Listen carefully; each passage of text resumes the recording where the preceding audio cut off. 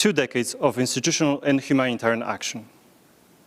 A conference which we have the immense pleasure to co-organize with the Embassy of Belgium in Warsaw. These challenging times did not allow us to organize a full-scale and on-campus conference. Yet I deeply believe that today's 2 panels, but also the questions and answers session, will be an opportunity to gain much from the knowledge, but also expertise of all those contributing to this event. As you all might be aware, today's discussion is extremely complex and multi-layered. And it gives us even more great joy to be able to benefit from the presence of such a wide range of speakers and institutions. With here again our special thanks to the Embassy of Belgium for putting together such an ambitious conference program. Ladies and gentlemen, the optional protocol to the Convention on the Rights of the Child on the involvement of children in unarmed conflict was adopted by the UN General Assembly in May 2000. It entered into force in February 2002. Back then, diplomats, scholars, but also activists were all optimistic. All agreed that it would promote child protection, but also foster peace. Today, 20 years after the adoption of the protocol, and after some 170 countries have ratified it, we can unfortunately see an escalation and a steady rise in the number of children living in conflict zones, as well as in cases of child exploitation. Children are forced to serve as soldiers, but also as cooks or as spies, and more often than not, are subjected to sexual violence. According to the UNICEF, 2019 concluded a deadly decade for children in conflict, with more than 170,000 serious violations which have been verified since 2010.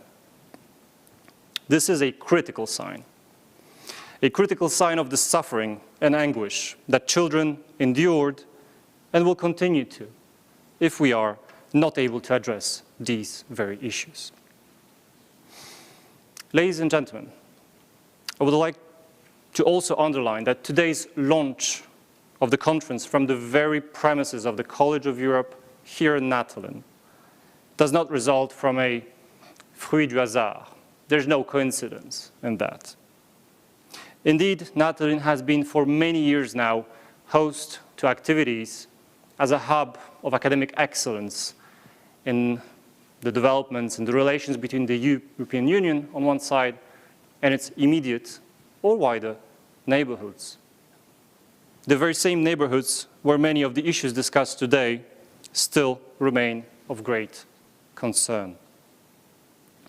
At the College of Europe, we are also very proud to build upon a long-standing tradition of offering annual seminars and other activities together with such partners as the International Committee of the Red Cross or the UNHCR, all of which concern challenges that the international community is confronted with in the domain of humanitarian protection and assistance to civilians in armed conflicts.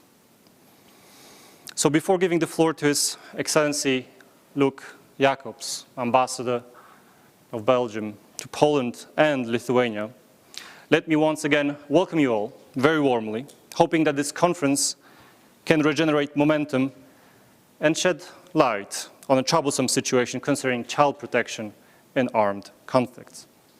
Thank you. Ambassador.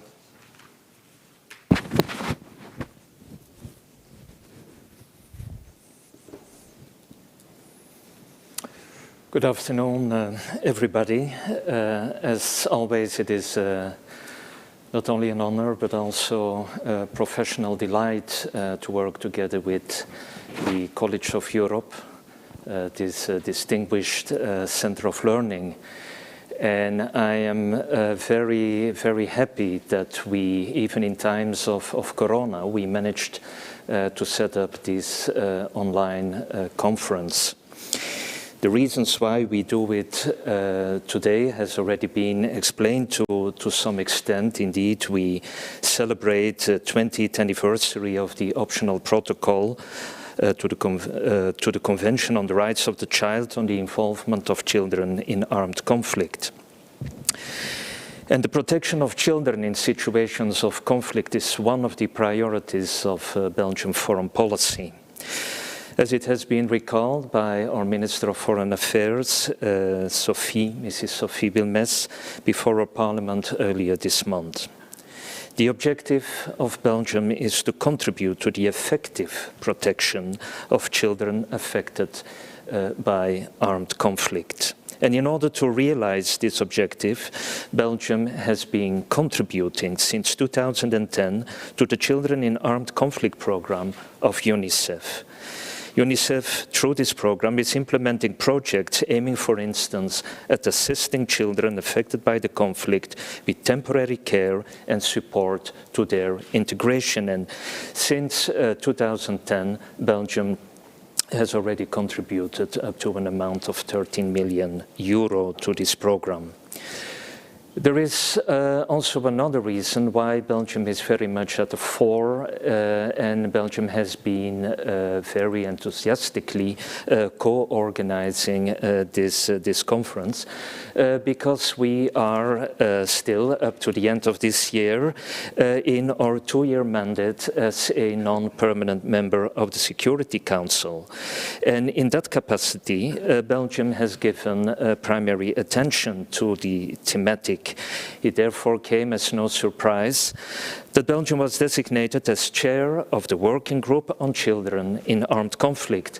And my good colleague and friend, Ambassador Mark Beckstein, will explain you later during the conference in more detail the role played by Belgium in this regard. Around the thematic of children in armed conflict, we are organizing this conference, but at the same time we also organized free screenings of a docu-fiction by Belgian filmmaker Pieter Jan de Puy called The Land of the Enlightened, which describes the daily life of Afghan children in their war-tormented country. I can strongly recommend watching this film. It has been, not only because of the thematic, but also because of the cinematographic qualities, it has been awarded the award for Best Cinematography by the Sundance Film Festival back, I think, in 2016. Let me, at the end of my short introductory remarks, of course, congratulate wholeheartedly the organizers of this conference, and especially also extend a word of thanks to the College of Europe as co-organizer, but also, of course, to the ministry, the Polish Ministry of Foreign Affairs, as a very important partner in organizing this conference, together with many embassies in Warsaw that have been partners to this event, and these are the embassies of Canada, of France, of Germany, of Mexico, and of Norway. And let me maybe also thank the Sherpa of this all in my embassy, who has been preparing this work and who you will see also as a moderator of the second part of this conference, and that is Anne-Sophie Massa. Anne-Sophie, thanks a lot for having made this possible. I look forward to very lively, how should I say, well, to the expertise that will be shared by an impressive impressive number of experts, and I would like to thank them also for their availability and their willingness to share with us their expertise on the matter. And last but not least, let me wish the rector of Natolin campus of the College of Europe, Mrs. Eva Ośniecka-Tamecka, a speedy recovery. Thank you so much, and I open the floor now for the discussions. Thank you.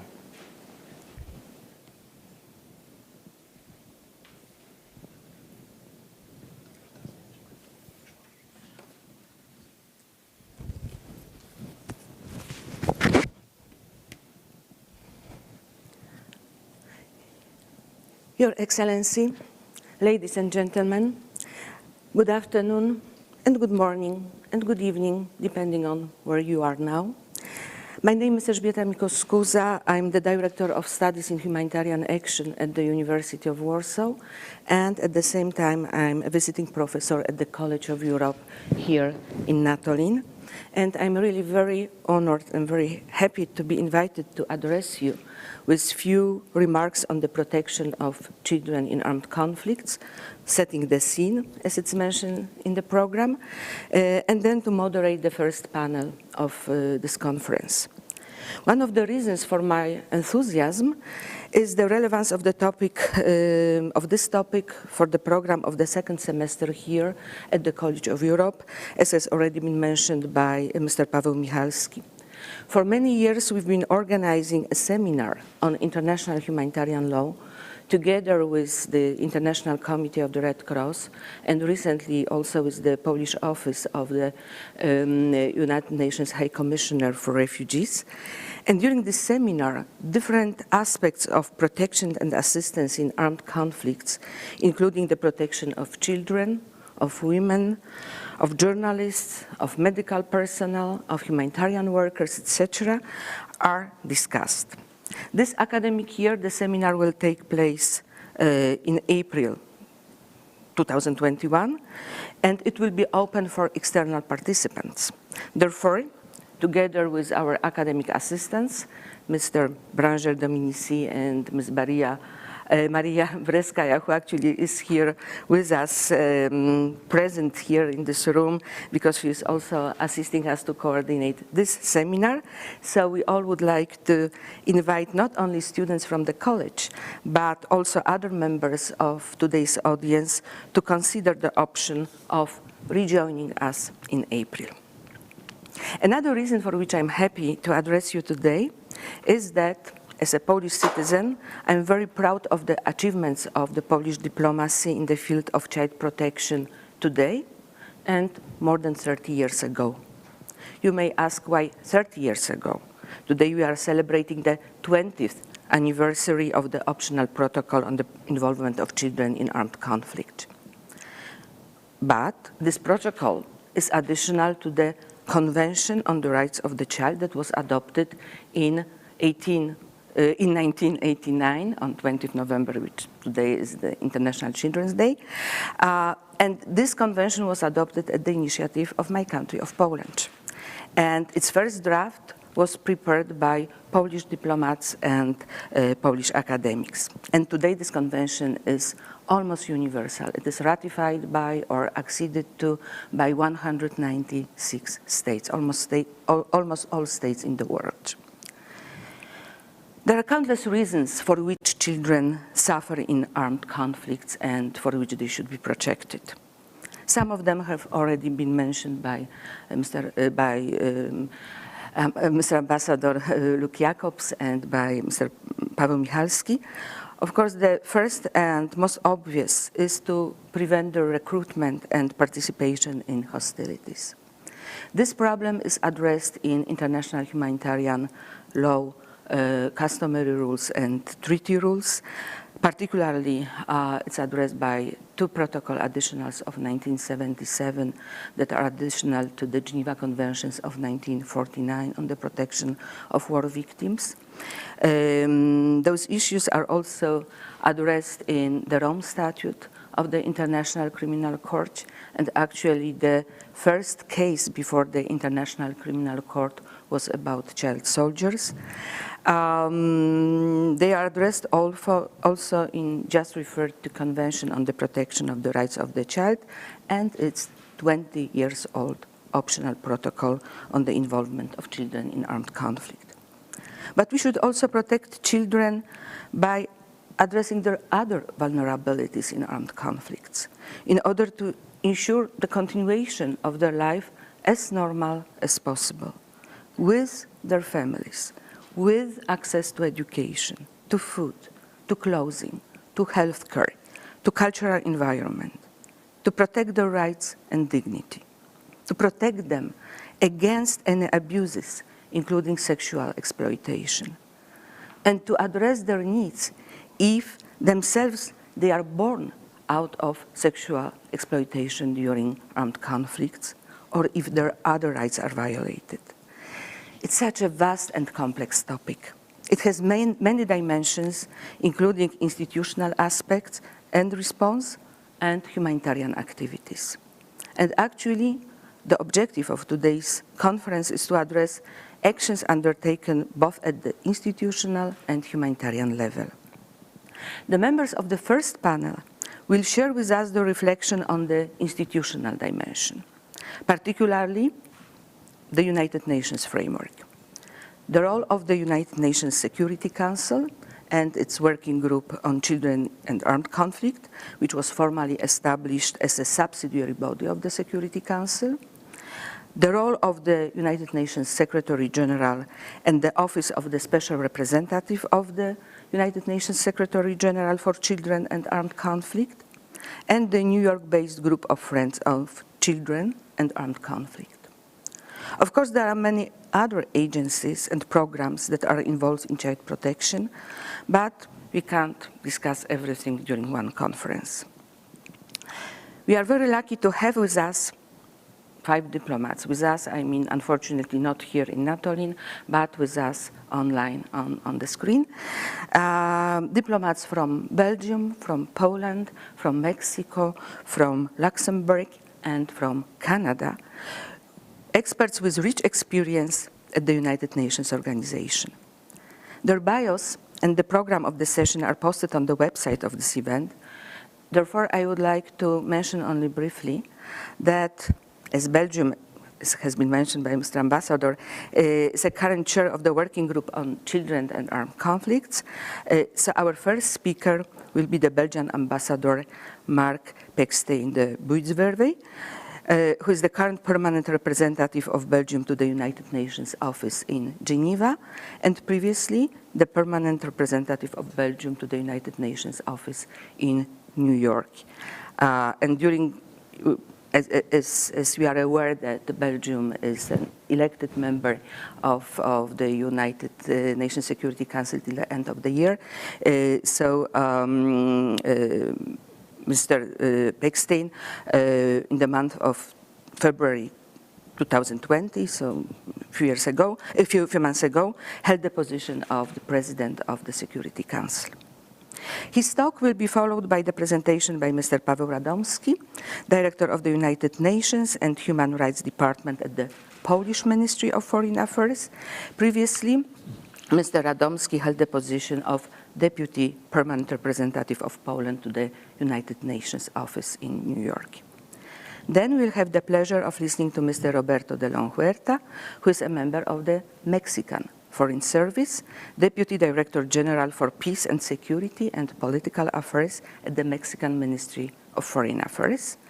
Mr. Roberto de León Huerta served in the permanent mission of Mexico to the United Nations at the time when Mexico was an elected member of the Security Council, namely in the years 2009-2010. Our next speaker will be Ms. Anne Schingen of Luxembourg, who is the head of the Europe Liaison Office of the Special Representative of the United Nations Secretary General for Children and Armed Conflict. She previously worked in New York as a political Affairs Officer with the Special Representative, and prior to her direct engagement with the United Nations, she worked as the permanent at the permanent representation of Luxembourg to the United Nations. And the last, but of course not least, presentation will be made by Mr. Ivan Senkmach, who is a senior policy advisor with the permanent mission of Canada to the United Nations in New York, where he is responsible for the permanent mission's engagement on children and armed conflict, including chairing the group of Friends of Children and Armed Conflict. Each speaker has more or less 10 minutes at her disposal, and then these presentations will be followed by the questions and comments from the audience and answers from the panel. So, dear students, dear online participants, please send us your queries, your remarks to the addresses that you received with the invitation link to this conference and that you will see also on the screen during the session. So let me now give the floor to Ambassador Mark Peckstein, who will share with us reflections on the role of the Security Council in the context of the protection of children in armed conflicts. Mr. Ambassador, the floor is yours. Thank you. Good afternoon, everyone. And first of all, I would like to thank the organizers of this conference on such an important subject. So very good initiative, congratulations, and thank you for inviting me, really. The second thing I want to say that it was really a pleasure to work very closely with Poland on the Security Council during 1 year. You know, we've been on the Council together for 1 year, last year, actually, 2019. And we worked very closely on many issues, but including, of course, this one, the protection of children. And so it's a pleasure to today to see, in particular, Pavel, who was a colleague, of course, in New York. And once again, we worked very closely together. Now, let me say indeed a few things about this mandate, the role of the Security Council, and of course our experience as chair of the working group. The first thing, I think one has to realize that this mandate is a very unique one. I think there is no equivalent in the UN system. It's a very strong, very powerful mandate. And let me very, very briefly describe how it works. So you have on the ground, on the field, you have a monitoring and reporting system, which is done jointly by the UN and by UNICEF. So people on the ground in the different country situations, which are followed by the working group, collect evidence and they verify all, facts in a very serious and professional way. And on the basis of this information, which is gathered and analyzed, the Secretary General produces a report specific on the country under consideration. And then this report is discussed in the working group of the Council, as the moderator just explained. This is a subsidiary body of the Security Council with all 15 members participating. And so the report is discussed, and on the basis of it, the working group negotiates, and finally adopt conclusions on this country situation. And these conclusions are actually quite action-oriented. So there are recommendations for the UN, for instance, for the peacekeeping mission, for the UN's special representative on children and armed conflict, but also, of course, for the country council.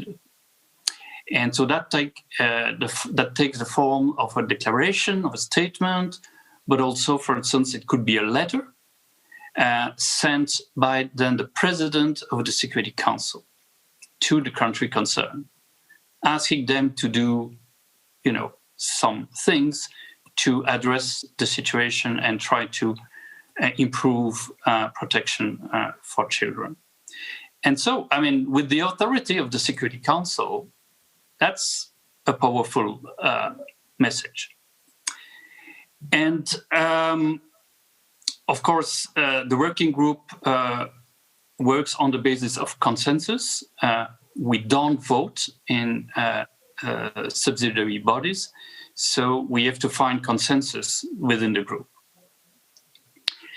And so you realize that this is quite unique. It's not done for other issues. So this is very specific on this issue of children's protection.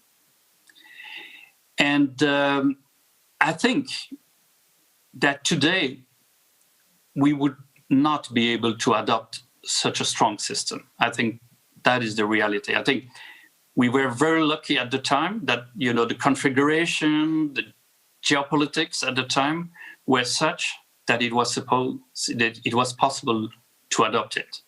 But today, I very much doubt it would be possible. So, of course, very important to keep it going, to preserve this mandate, and of course, to use it as much as possible. And that was really the ambition that we had when we took over the presidency of this working group. Now, as you know, the elected members, they share among themselves the presidency of the different subsidiary bodies of the council, like, for instance, sanctions committee. But also this working group is one of them. And so we were lucky enough to get this working group on children and armed conflict. I have to say that was really our wish. That was our priority. Like Ambassador Jacobs explained, this was already before a very important priority for Belgium. So we were very, very pleased to get it. And I have to say we had strong ambitions for our presidency. And the first one is that we wanted to cover all 14 country situations which are on the agenda of the working group. And that was never done before, because you have to realize that 14, that's 7 country situations per year, to be able to do all 14 during 2 years. So, as I say, quite a high ambition. Why is that? Not only to have a high number, but because by doing so, your work is much more relevant and pertinent. Because before, we had, for instance, reports covering a 4, even 5 years period sometimes. So you can imagine that by the time you are studying the report, actually, the situation may have changed quite dramatically. And so it's not so much relevant anymore. Whereas if you do it on a 2 years period, in other words, if you cover country situation every 2 years, you have a report which is covering a much shorter period and then is much more relevant. Where are we now on this, on realization of this ambition? Well, we adopted already 9 conclusions, and 4 are under negotiation, and we have 1 month ago, as you know, until the end of this year. So we very much hope that, if we are lucky, we can then cover 13 out of the 14, which would be quite good, I would say. And of course, we are dependent on the reports from the Secretary General. So they have to come and reach us in time in order to do that. So we work very closely with the Office of the Special Representative of the Secretary General, Virginia Gamba, to get these reports as soon as possible. Now, in the 9 conclusions that I mentioned, there were some situations that were particularly difficult because highly political. Syria, Myanmar, Yemen, for instance. You can imagine, I mean, it's such highly politicized dossier.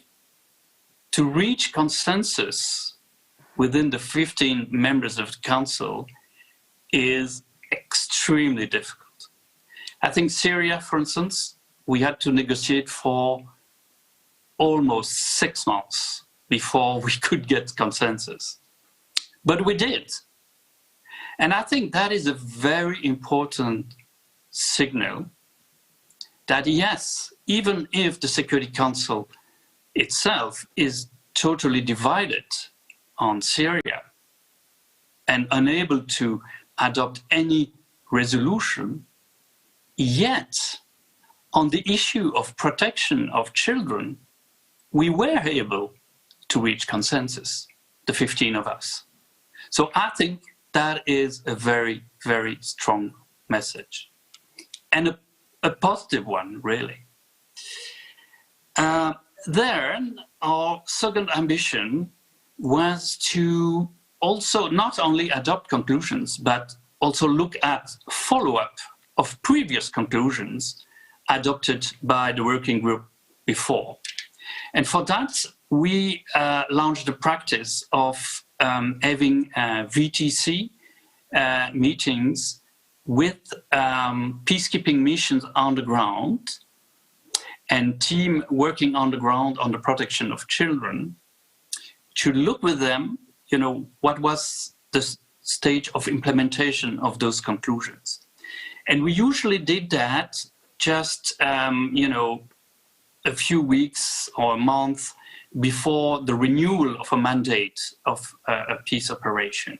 And so that, you know, enabled us to see where are we, what should be done, what should be changed possibly in the mandate of the operation. And so we could usefully, you know, use that information to fine-tune the mandate of the operation as far as children's protection was concerned.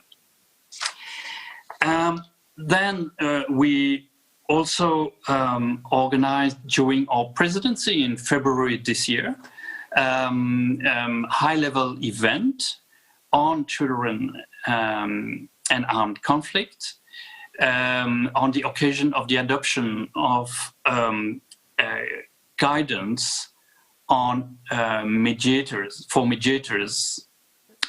in peace processes, how to include, make sure that in a peace process, this issue of children is properly taken care of.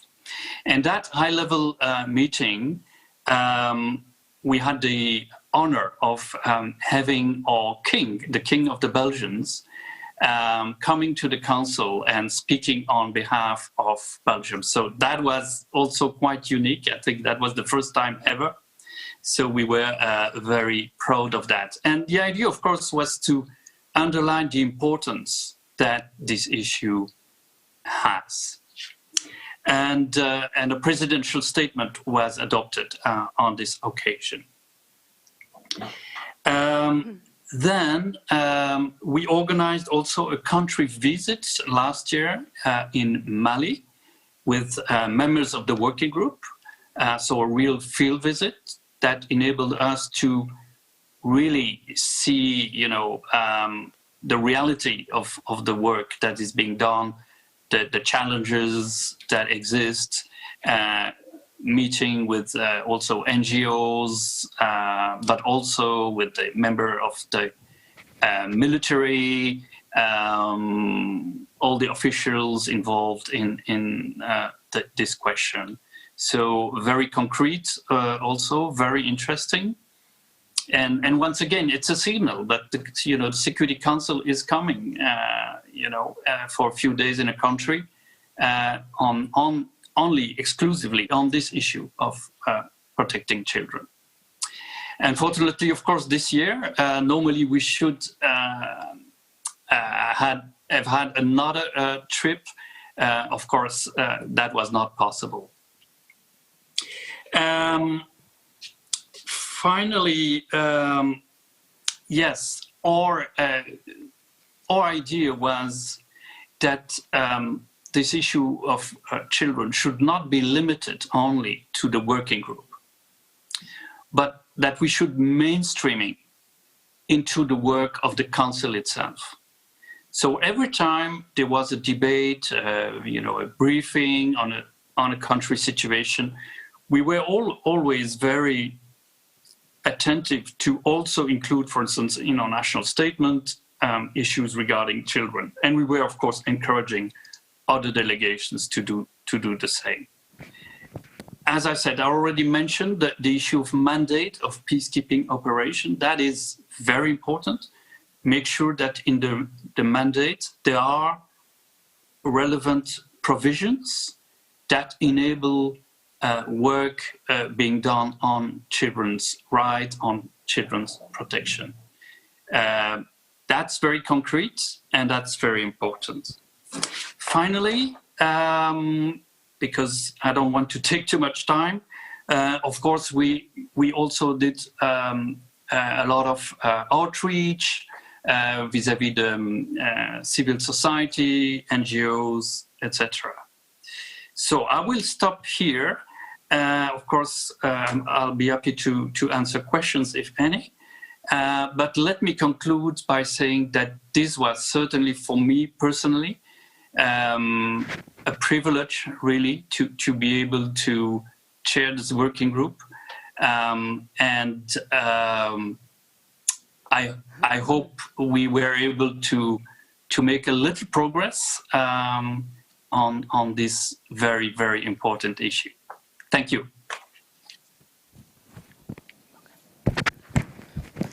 Thank you so much, Mr. Ambassador, for this very comprehensive presentation, for sharing with us your reflections and experience, particularly regarding the working group on children in armed conflict. And may I now ask Mr. Paweł Radomski to share with us the perspective of Poland on the implementation of the Children in Armed Conflict agenda, taking into account Polish experience as an elected member of the Security Council in 2018-2019. Please, sir, the floor is yours. Thank you very much, Professor Mikos Skuda. Let me first thank our hosts, our organizers, the College of Europe in Natolin, together with the Embassy of Belgium in Warsaw, for proposing this important topic for discussion today. I feel very honored to be among such distinguished colleagues, diplomats, and have this chance to propose Polish perspective on this important topic. Since part of that would be our experience in the Security Council, I will not start without mentioning, of course, our close cooperation with Belgium. And I'm so happy to share this, to be in the same panel with Mark, with whom also in his capacity as a chair of the working group on children in armed conflicts, we had a great cooperation, sharing 1 year in the Security Council and sitting at this round table many times together. So good to see you, Mark. I know I have a limited time, so I will do my best to be as brief as possible. In doing so, first, I'm going to talk about Poland's general experience and position on the implementation of protection of children in armed conflicts agenda. And then I will share with you some thoughts on how this topic is being handled internationally, namely in the UN Security Council. Ladies and gentlemen, it has been more than 21 years now since enormous efforts have been made to establish the Children in Armed Conflicts agenda, which gave rise to such milestone accomplishments as the working group already mentioned, or the monitoring and reporting mechanism. It is a timely reminder that when united, we can truly make a difference for those who should have never been subject to the horrors of war and human depravity. This is why Poland is firmly committed to protecting children in armed conflicts. We do our best to turn this commitment into not just words, but concrete actions.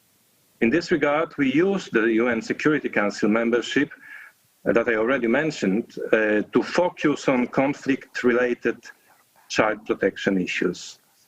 At the moment, we continue in this vein as a member of the Human Rights Council in Geneva. We remain a proud supporter and financial contributor to the Office of the Special Representative for Children in Armed Conflicts in New York. A number of recent reports highlight the increase of deplorable violations committed against children. Particularly worrisome are attacks against schools and educational facilities, which appear to be conducted on a targeted basis, and especially when these targets are girls and young women. In view of that, Poland endorsed the Safe Schools Declaration, as it is absolutely crucial to protect education in even the most disastrous situations of armed conflicts. The COVID-19 now has not only exacerbated already existing challenges, but also presented a set of new ones. Among these, I would like to underline limited access to schools and essential services resulting from national lockdowns. In this context, vulnerable groups, and especially children with disabilities, are at even greater risk of exclusion. With that in mind, Poland calls on the international community to double its efforts to guarantee that access to quality education is properly secured, if need be, also by means of remote solutions. Our commitment to the CAAC agenda is also reflected in the Polish humanitarian assistance and development cooperation, in which the protection of children remains one of the top priorities. Colleagues, ladies and gentlemen, children are the most genuine source of talent and skill for countries to draw on in order to ensure stability and economic growth in the long run. Towards that end, we need to do better in implementing the CAAC agenda, as it is the surest way to prevent future conflicts and build healthy societies based on respect, empathy, and solidarity. With that being acknowledged, I would like to draw your attention now to Poland's direct experience in dealing with the CAAC agenda as a recent member of the UN Security Council. I think that it is important to be aware that issues related to the protection of children and generally to the international humanitarian law have not been traditionally discussed by the Security Council. The very reason for placing those items on the Council's agenda is the process of the so-called securitization, yes, which has been witnessed since the 90s. This difficult-sounding word standing for a relatively simple idea that certain subjects are being transformed into matters of security. This helps us, for instance, to understand climate change as an issue that has direct implications for peace and security. A leading role in promoting this way of thinking has been typically played by the elected council members, and the engagement of Poland and Belgium only testifies to that. What is more, I want to underscore that the CAAC remains one of the few topics in the Council that is driven by consensus.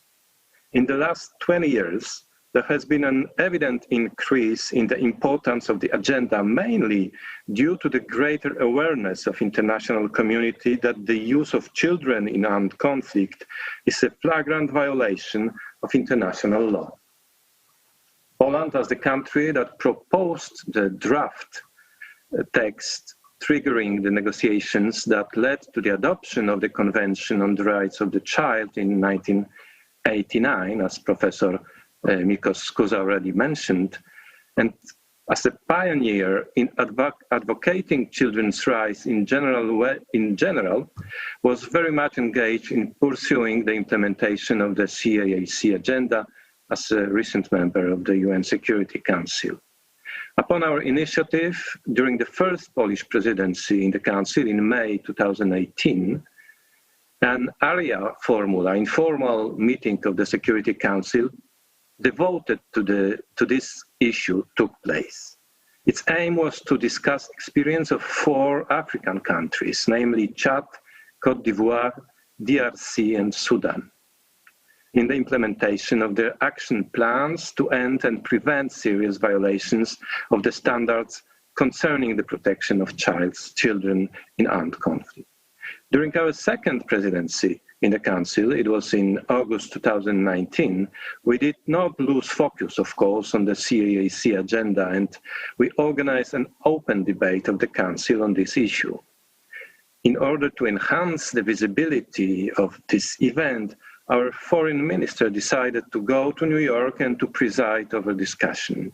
We used this debate to highlight our main priorities regarding the CAAC agenda. Namely, we drew attention to the often overlooked violations, which is maiming of children, and we looked at the needs of children with disabilities and the importance of reintegration programs benefiting children formerly associated with armed groups.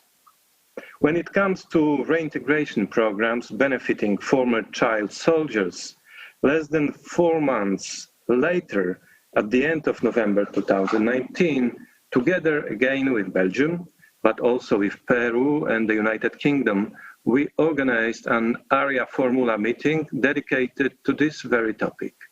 What is important here, the UN Security Council member for the first time looked at the issue of reintegration together with the question of the youth, peace and security, which is usually a separate agenda, and it was the first time that these 2 aspects were discussed together.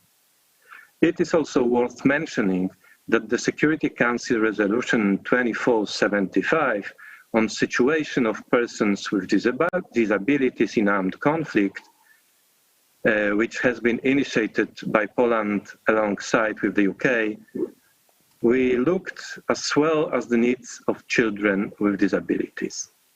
Furthermore, in 2018-2019, 2 open debates of the Council on the CAAC were held, one of which, as I mentioned earlier, organized by Poland. There were also a number of geographical briefings which highlighted the situation of children. Particularly active was the working group on children and armed conflict, chaired respectively by Sweden in 2018 and by Belgium in 2019. During Polish term, the Council adopted the resolution 2427 on children in armed conflict, which emphasized the importance of preventive measures. Right after we concluded our membership, the Council adopted a presidential statement initiated by Belgium, stressing the need for integrating child protection provisions into all peace negotiations, ceasefire, and peace agreements. Reintegration proves how much this agenda has developed in the past 2 years. Whereas the heart of the agenda is the protection of children in armed conflict, there is a growing understanding that we need to look at this in a more holistic way.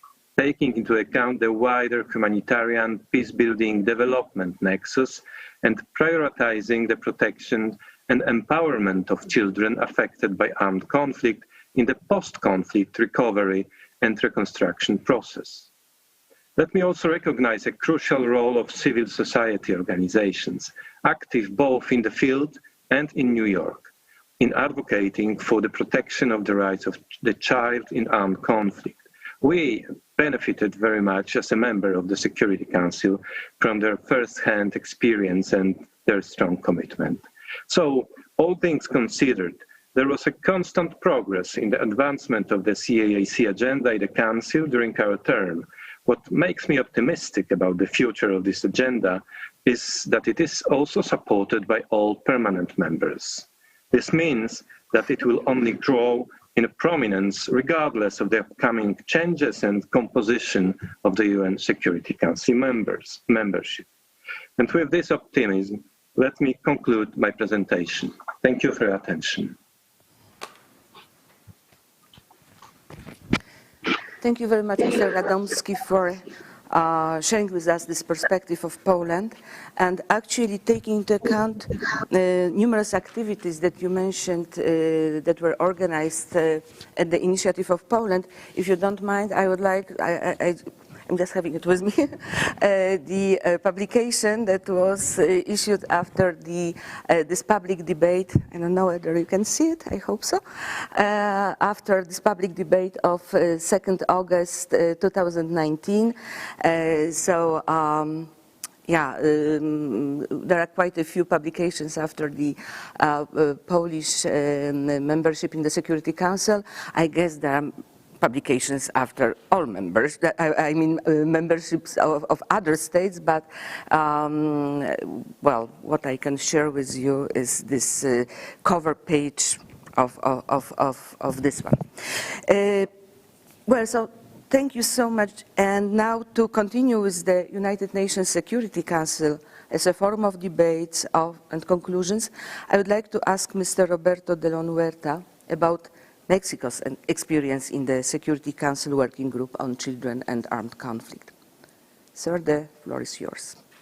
Yes, thank you. Thank you very much. Good morning from Mexico City. It's really a pleasure for me to be here with these distinguished experts. And I want to thank the Polish government and the Belgian embassy in Warsaw for organizing this important meeting and invitation to participate. This, of course, is an issue very close to my heart, as I was part of Mexico security team 10 years ago and work on the working group on children and armed conflict, and continue to be an issue of priority for our country. And in my current capacity, in preparation for our Security Council membership next 2 years, we will continue to pay vital attention to this important topic. Well, it has already mentioned that this year marks the 20th anniversary of the optional protocol to the Convention on the Rights of the Child on the involvement of children in armed conflict, and also the 15th anniversary of Security Council Resolution 1612, which established the monitoring and reporting mechanism on children in armed conflict, and the Security Council Working Group on Children in Armed Conflict. First, I would like to appreciate Belgium's effort as current chair of the UN Security Council Working Group. In particular, the open debate that has already been referred to, organized in February of this year, with the adoption on the practical guidance for mediators to protect children in situations of armed conflict. Let me bring you back 10 years ago and share some experiences of Mexico during as first elected member who was chair of the working group, and I will share some ideas and recommendations for the future of this important agenda. The working group, as has already been explained, it works through the monitoring and reporting mechanisms, a procedure for collecting data from the field organize and verify information on violations against children in armed conflict, and the work done by UNICEF, by the UN in the ground, is so important for the discussions around the working group and the Security Council in general in New York. Indeed, the group has been central to the development of the children and armed conflict agenda around different issues on the country, as to mainstream the protection of children on different areas of the work of peacekeeping. And Ambassador Mark Beckson already explained how the working group works, and I fully agree with him. This is a unique mandate, and indeed it will be very difficult to approve such a strong mandate with the current dynamics on the Security Council. The chairs of the working group play an important role, and France was the first chair of the group for 5 years, and after France stepped down at the end of 2008, the working group has rotated among elected members of the Council, and I think this is important. Starting with Mexico, followed by Germany, Luxembourg, Malaysia, Sweden, and currently Belgium, all these countries have put an enormous effort to continue moving forward this important agenda. The elected members have pursued different strategies to work in close collaboration with the special representative of the Secretary General and civil society. As the first elected member chairing the working group, Mexico maintained a very open and inclusive approach, which was welcomed by other members in the Council and relevant stakeholders. We convened 2 open debates in April of 2009 and in June of 2010, in which 2 presidential statements were adopted to address issues, for example, the impact of armed conflict on children, and to strengthen the capacities and mechanisms of the UN for the protection of children. In these open debates, we invited former girl soldiers from DRC and Nepal to address the Council. In April 2009, Mexico organized a Formula Area meeting with civil society organizations, and it was agreed to foster a relation of constant dialogue with them on these issues. I have to say that the highlight of the Mexican presidency of the working group was the negotiation, of course, very difficult negotiation, and adoption of Resolution 1882 of 2009, which expanded the listing criteria whereby parties to a conflict can be listed in the annexes to the Secretary General report to include 2 important violations and grave violations: killing and maiming and sexual violence against children. The working group also made its first field trip to a country on its agenda. Back then, the group traveled to Nepal. This was significant as it was the first time this tool from the toolkit of the working group was used. In this period, the working group analyzed 11 cases and adopted 10 documents of conclusions. Despite the progress made on this important issue, the Secretary General's recent report described many challenges in the implementation of the Children and Armed Conflict Agenda. The recording of over 25,000 serious violations against children in 19 situations is dramatic and unacceptable. Furthermore, the fact that more than 7,000 children, including some as young as 6 years old, have been recruited and used by armed groups warrants unequivocal condemnation from the international community. So let me share some ideas and recommendations as considering Mexico's experience and lessons learned in this important agenda. First, Supporting the mechanisms that are available to the working group to improve its effectiveness and follow up on its recommendations. Belgium has done a terrific job to ensure that the cycle of receiving reports from the SRSG and the negotiation and adoption of conclusions are aligned, and information presented to the Council is still relevant to current developments. This should be maintained in the future, and it's a lot of work to do so. The working group should use all the tools available in an efficient and effective way, including regular field visits. Virtual visits might be useful on these times that we are living, and organize specific meetings in the case of serious violations.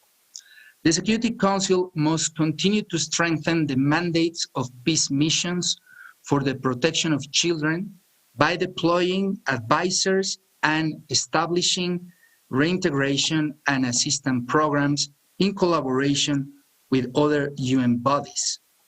Action plans and other commitments should be regularly followed up and reviewed if needed. Justice mechanisms must be strengthened so that grave crimes against children do not go unpunished. Service and assistance for victims are particularly relevant and require more attention. Mexico is also concerned that the growing number of incidents of denial of humanitarian assistance, particularly by non-state actors, where minors have been affected, and unfortunately, the persistent attacks on schools and hospitals by parties to different conflicts that are forbidden by international humanitarian law. And finally, prevention should be on the core of the mandate of the working group. And the ambassador of Poland also referred to the most recent resolution on the children armed conflict agenda that have important reference precisely on the issue of prevention. For example, the global horizontal note provided by UNICEF is an important tool, but much can be done to identify possible areas of concern and trends affecting children on armed conflict that could be discussed and bring to the attention of the Council in due time. The working group should work more closely with other subsidiary bodies to promote coordination and synergies on their work, in particular, for example, with the counterterrorism committees. It has been already mentioned, and I fully agree on the important role played by civil society and NGOs on this important agenda, and also the political support of other countries outside of the Council, and the group of friends chaired by Canada is a very important platform to continue this engagement with members of the Security Council. In Mexico's view, it is fundamental that human beings, and particularly children, are put at the center of our efforts to promote international peace and security. As a member of the Security Council, an elected member for the period 2021 and 2022, Mexico will spare no effort to continue working with members of the Council and other relevant stakeholders to move forward this priority agenda. So thank you very much for giving me this opportunity to share these ideas with this distinguished audience, and I will be happy to engage in the next part from the questions and answers. Thank you very much. Thank you very much, Mr. Roberto de Leon Huerta, for your reflections on lessons learned, for the ideas, for recommendations, particularly taking into account upcoming membership of Mexico in the Security Council. Those recommendations parts looks particularly promising. Before giving the floor to the next speaker, I would like to address the audience with our request to send us questions and comments and any contribution that you might find relevant. Maybe I will recall that you can either post your comments in the comment section on YouTube or Facebook live streams, or you can just send them to email address conference@natolin.eu. Yeah, so there are 3 ways of sharing your comments with us, and as you would like to have these questions and answers part lively and, you know, giving you the opportunity to express your concerns, please use those different options in order to contact us with your questions. Well, thanking Mr. Lund-Huerta once more, I would like now to invite us to leave the Security Council for a moment and to have a look at other institutions, mechanisms, and fora within the United Nations. And therefore, I would like to invite Ms. Anne Schinkgen. Could you please tell us about the role of the Special Representative of the United Nations Secretary General for Children and Armed Conflict and the work of the Office of the Special Representative? Thank you very much.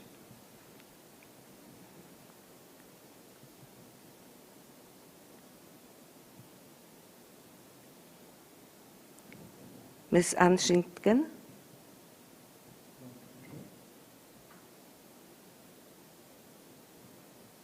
I saw our panelist a minute ago on the screen, so I'm afraid something happened.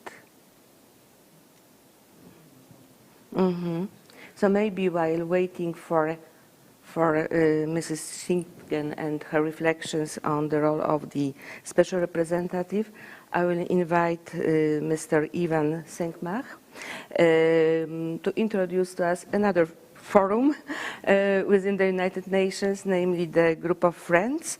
He's the chair of, and other policy initiatives, and to reflect on the role of such initiatives in advancing the children and armed conflicts agenda over the past 20 years that have elapsed since the adoption of the optional protocol. Sir, the floor is yours, please. Thank you so much, Professor, and I want to extend my thanks to the Embassy of Belgium in Poland and the College of Europe at Natolin for convening this important conference.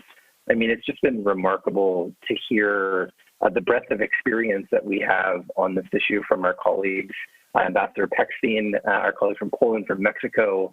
The institutional knowledge and memory on children in armed conflict on this call it's been really tremendous to hear both previous and current experience. And I'm very pleased to share my views, Canada's views on 2 key issues. First, the role of groups of friends in advancing the CAC agenda, and the importance of policy initiatives in strengthening the protection of children. Before I begin, I really do want to acknowledge Ambassador Pechstein and his former team at the Permanent Mission of Belgium to the UN for the absolutely tremendous work that Belgium has done as chair of the Security Council Working Group on Children in Armed Conflict. I mean, I know it's a priority of the Foreign Ministry, which in and of itself is a testament to Belgium's commitment to this agenda. And I think it's safe to say that Belgium will be missed as chair of the Security Council Working Group for the tremendous work that you and your former team have done. And I also want to acknowledge our colleagues at the Permanent Mission of Poland to the UN, who during their tenure at the Council really worked not only to advance the children in armed conflict agenda, but also to promote other related issues, the protection of civilians in armed conflict, compliance with international humanitarian law. If we don't work to advance these issues together, we miss opportunities to not only to advance the thematic agendas, but to make concrete impact on the ground. So Poland's work on the Council, and then our colleague from Mexico, the pioneering work that Mexico did as one of the first elected members as chair of the working group, I think really laid the ground for the role that elected members can play in advancing CAC on the council. So again, I just wanted to acknowledge the contributions that each of your countries have made to this issue. I think it's really led to, what everyone has said, a very unique, compelling and engaging mandate. And I think one of the key issues that we've seen is each of your countries and the office of the SRSG on CAC as well have really focused on forging partnerships to advance the agenda. And one of the forums in which Canada is proud to play a role is as chair of the Group of Friends of Children in Armed Conflict. And Canada founded the Group of Friends in 2006 with many of our member state partners following Resolution 1612 of the Security Council, which we're marking the 15-year anniversary of this year, which established the monitoring and reporting mechanism, which really forms the basis of a lot of the work that we're talking about. And over the past 15 years, this group of friends, which is an informal network, there are no terms of reference, there are no formal regulations for participation. It's grown into a fairly cohesive group with 47 member states from all regions of the world, with key UN actors like the Office of the SRSG, like UNICEF, and civil society organizations like Watch List on Children in Armed Conflict serving as observers, although really these actors, the UN and NGOs, are really very active participants and often provide the impetus for the group's activities. And I think all of our speakers today have really touched on the central role of UN and NGO actors in driving this agenda forward. And I think it's important that we acknowledge that as member states, we can certainly play an important role, but much of our work is infused with the spirit and engagement of our UN and NGO partners. And the Group of Friends has really become a platform for a number of things. One, information sharing and agenda setting on the Children in Armed Conflict agenda, but most importantly, collective action to advance the agenda. We are 47 countries from all regions of the world, and we have a voice. We may not be as powerful as the members of the Security Council, but when we act together as one to highlight specific issues, to put concrete issues on the UN's agenda, we can really have an impact, whether it's through public and private statements, advocacy initiatives, meetings on key issues that the UN may not necessarily be considering, like the impact of COVID-19 on child protection, for example. I think it's shown over the past 15 years that the group is really a flexible and adaptable mechanism in which has contributed to the overall CAC agenda. And one of the things that's been very positive, actually, is that the CAC agenda benefits from the active participation and engagement of a number of groups of friends that exist outside of New York. In New York, we think we're the most important bubble in the international community when it comes to the UN, but really that's at times not the case because of the divisions of the Security Council and elsewhere. So there are a group of Friends of Children in Armed Conflict in Geneva and a number of country-specific contexts, including Afghanistan, Colombia, the Democratic Republic of Congo, Jordan, Mali, the Philippines, Somalia, South Sudan, Sudan. And these local groups of friends, which are chaired by countries through their embassies in these contexts, are really important in advancing key issues in local contexts. Canada is proud to chair 4 of these local groups of friends, often in partnerships with other countries like Sweden and Belgium. But really what we see is, these groups can engage parties to armed conflict on conduct of hostilities issues, where they can address specific issues that are affecting children, or they can follow up on conclusions of the Security Council Working Group, or on elements of reporting on children in armed conflict. For example, in the Democratic Republic of Congo, engaging directly with MONUSCO, the UN peacekeeping mission there. So these are really impactful groups that exist at the local level that can at times even be more important than the groups that exist in New York and Geneva because of their direct advocacy on children in armed conflict on the ground. And I don't think that these kinds of groups exist on other issues. And I think it speaks to some of the points raised by our colleagues that have already addressed the panel about CAC really being a unique mandate. These local groups of friends do not exist on other issues, and they really present an opportunity to link the work between New York, Geneva, and in key local contexts. One of the things that Canada has tried to do is to try and bring these groups together. So recently we held the first ever trilateral Group of Friends meeting, where with the Group of Friends of Children in Armed Conflict in New York, the Group of Friends of Children in Armed Conflict in Kabul, Afghanistan, and the Group of Friends of Afghanistan in New York have a focused conversation about the impact of children, about the impact of the armed conflict in Afghanistan on children. And these kinds of conversations really ground us in a reality that we don't often get in New York, which is to be informed by those that are operating on the ground, that understand the local context, and that can tell policy and decision makers what's happening and what we need to do. And there's been some concrete follow-up from that meeting at a pledging conference that's actually happening today on Afghanistan that's really allowed the CAC agenda to be placed at the center of the discussion. So these groups of friends have really helped advance the agenda over the past 20 years. And one other issue that Canada is particularly committed to continuing to advance is the Vancouver Principles on Peacekeeping and the Prevention and the Recruitment of Use of Child Soldiers. And we've recently marked the 3rd year anniversary. There are now 99 countries that have endorsed the Vancouver Principles. And I don't mention them for the sake of just promoting them as propaganda. What I mention the Vancouver Principles for is as part of a number of member state-led, I like to call them network policy initiatives that bring together member states, UN actors, NGOs, under the framework of a particular issue to really advance the agenda, the Children in Armed Conflict agenda, and key issues under that agenda. The Vancouver Principles are a set of 17 political commitments aimed at strengthening the capacity of UN peacekeeping operations to prevent and the recruitment of child soldiers.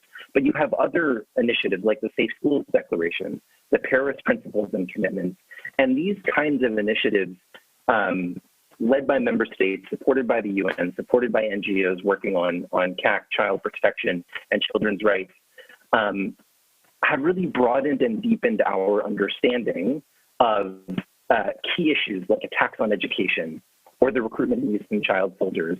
And they have elevated the conversation, I think, at the Security Council and elsewhere on what the CAC agenda and mandate really means. Now, all of these initiatives may not necessarily have the endorsement of all countries everywhere. But what they have done is that they've elevated issues onto the global agenda. They've opened doors for engagement that previously weren't there. And they've contributed to strengthening the child protection mandate where it matters most. I'm cognizant of the time, so I think I'll leave it there. I did want to note one point that Ambassador Peksin raised with respect to mandates in UN peacekeeping operations. This is one very critical element, and I think one area that Canada is particularly engaged is supporting strong mandates at the Security Council, but also making sure that those mandates are matched with resources in the UN's Fifth Committee, which are often under attack, but then also ensuring strong policy language on child protection in the Special Committee on Peacekeeping Operations, or the C34, where policy on peacekeeping gets made. And I think as member states, together working with our colleagues at the UN and NGOs, we're able to advance strong mandates matched by appropriate resources and supported by strong policy, we'll really be able to continue that institutional progress that's happened in child protection and UN peacekeeping over the past 20 years. So I'll stop there. I want to thank the organizers again, and I'm looking forward to the question and answer. Thank you so much. Thank you very much, sir, for explaining how actually complex the whole idea of group of friends, or rather groups of friends, is, and how extremely important is the work done in this framework and also in the framework of other policy initiatives. Also for emphasizing the role of Canada in this regard, reminding us, for example, of Vancouver Principles. So yeah, I hope we will be able to come back to a few points raised by you a bit later. And now I'm happy because it seems we have Ms. Anshington with us back to the panel. Yeah. Yes. Okay. Great. Super. So welcome back to our small group. And again, I'm not sure whether you heard my question that I asked before you disappeared. We would like to ask you to tell us a bit the role of the special representative of the UN Secretary General on Children and Armed Conflict, and the work of the Office of the Special Representative. May I pass the floor to you? Thank you. Yes, and very sorry for that. My internet failed me, so I'm joining you now from my mobile. Thank you very much, Excellencies, ladies and gentlemen. Allow me to first thank the organizers of today's conference for having invited me to speak about the role of the Special Representative for Children in Armed Conflict on the occasion of the 20th anniversary of the optional protocol to the Convention on the Rights of the Child on the involvement of children in armed conflict. Apart from the 20th anniversary of the optional protocol, we are also celebrating another important anniversary this year, the 75th anniversary of the United Nations. When the United Nations were created, its first duty was to save succeeding generations from the scourge of war. While much has been done to live up to those opening words of the preamble of the Charter, our efforts to protect conflict-affected children are being seriously challenged. Not only are millions of children the victims of war, far too often they are its principal targets and even its instruments.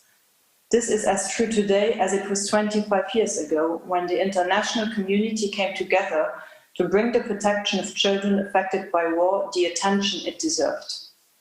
The mandate of the Special Representative of the Secretary-General for Children in Armed Conflict was created by the General Assembly following the publication in 1996 of a report by Grâce Machel titled The Impact of Armed Conflict on Children. The Machel report provided the first comprehensive assessment of the multiple ways in which children are abused and brutalized in the context of war. It highlighted that contemporary warfare was changing and that the lines between civilian and combatant were no longer clear, with children often on the front line and directly targeted. It stressed the disproportionate impact of war on children and identified them as primary victims. The report also comprised a set of recommendations, including the nomination of a special representative of the Secretary-General for Children in Armed Conflict, to keep the protection of children very high on the international human rights, peace, security and development agendas. General Assembly Resolution 5177 mandated the Special Representative to assess progress achieved, steps taken and difficulties encountered in strengthening the plight of children affected by armed conflict. It recommended that he or she raise awareness and promote the collection of information about the plight of conflict-affected children and encourage the development of networking. Further, the Special Representative was mandated to foster international cooperation to ensure respect for children's rights in these situations and to contribute to the coordination of efforts by governments and relevant UN bodies, specialized agencies, as well as other competent bodies and non-governmental organizations. The Special Representative was also requested to report annually to the General Assembly and the Human Rights Council. Later on, the Assembly asked the Special Representative to increase engagement with states, United Nations bodies and agencies, regional organizations and especially sub-regional organizations, and to increase public awareness activities, including by collecting, assessing and disseminating best practices and lessons learned. In August 1997, the then UN Secretary-General acted on the call to action contained in Resolution 5177 and created the position of Special Representative for Children and Armed Conflict. Four remarkable figures, Olara Otunu, Radhika Kumaraswamy, Leila Zerougi and Virginia Gamba have occupied the position since. As a former ambassador to the UN, Otunu, as first Special Representative, saw the potential for engagement of the Security Council on the issue. He was determined to make the Council recognize that children in armed conflict constituted a core peace and security issue, and he succeeded. In 1999, the Security Council adopted its first resolution on the topic and noted in 2000 that violations of international humanitarian and human rights law, including those relating to children in situations of armed conflict, may constitute a threat to international peace and security. The systematic engagement of the Security Council on the issue of children in armed conflict has become a key element of the advocacy strategy of subsequent special representatives. Hence, the Council developed over the years ever new tools for the better protection of children in conflict situations, including the endorsement of the so-called sixth-grade violations, the development of a naming and shaming exercise of parties to conflict committing grave violations against children, the establishment of a monitoring and reporting mechanism on the 6 grave violations, the creation of the Security Council working group that we already talked about, and the endorsement of action plans, so UN contracts with parties to conflict to halt and prevent violations. The Special Representative and her office are the heart of this architecture, set up by the General Assembly and the Security Council.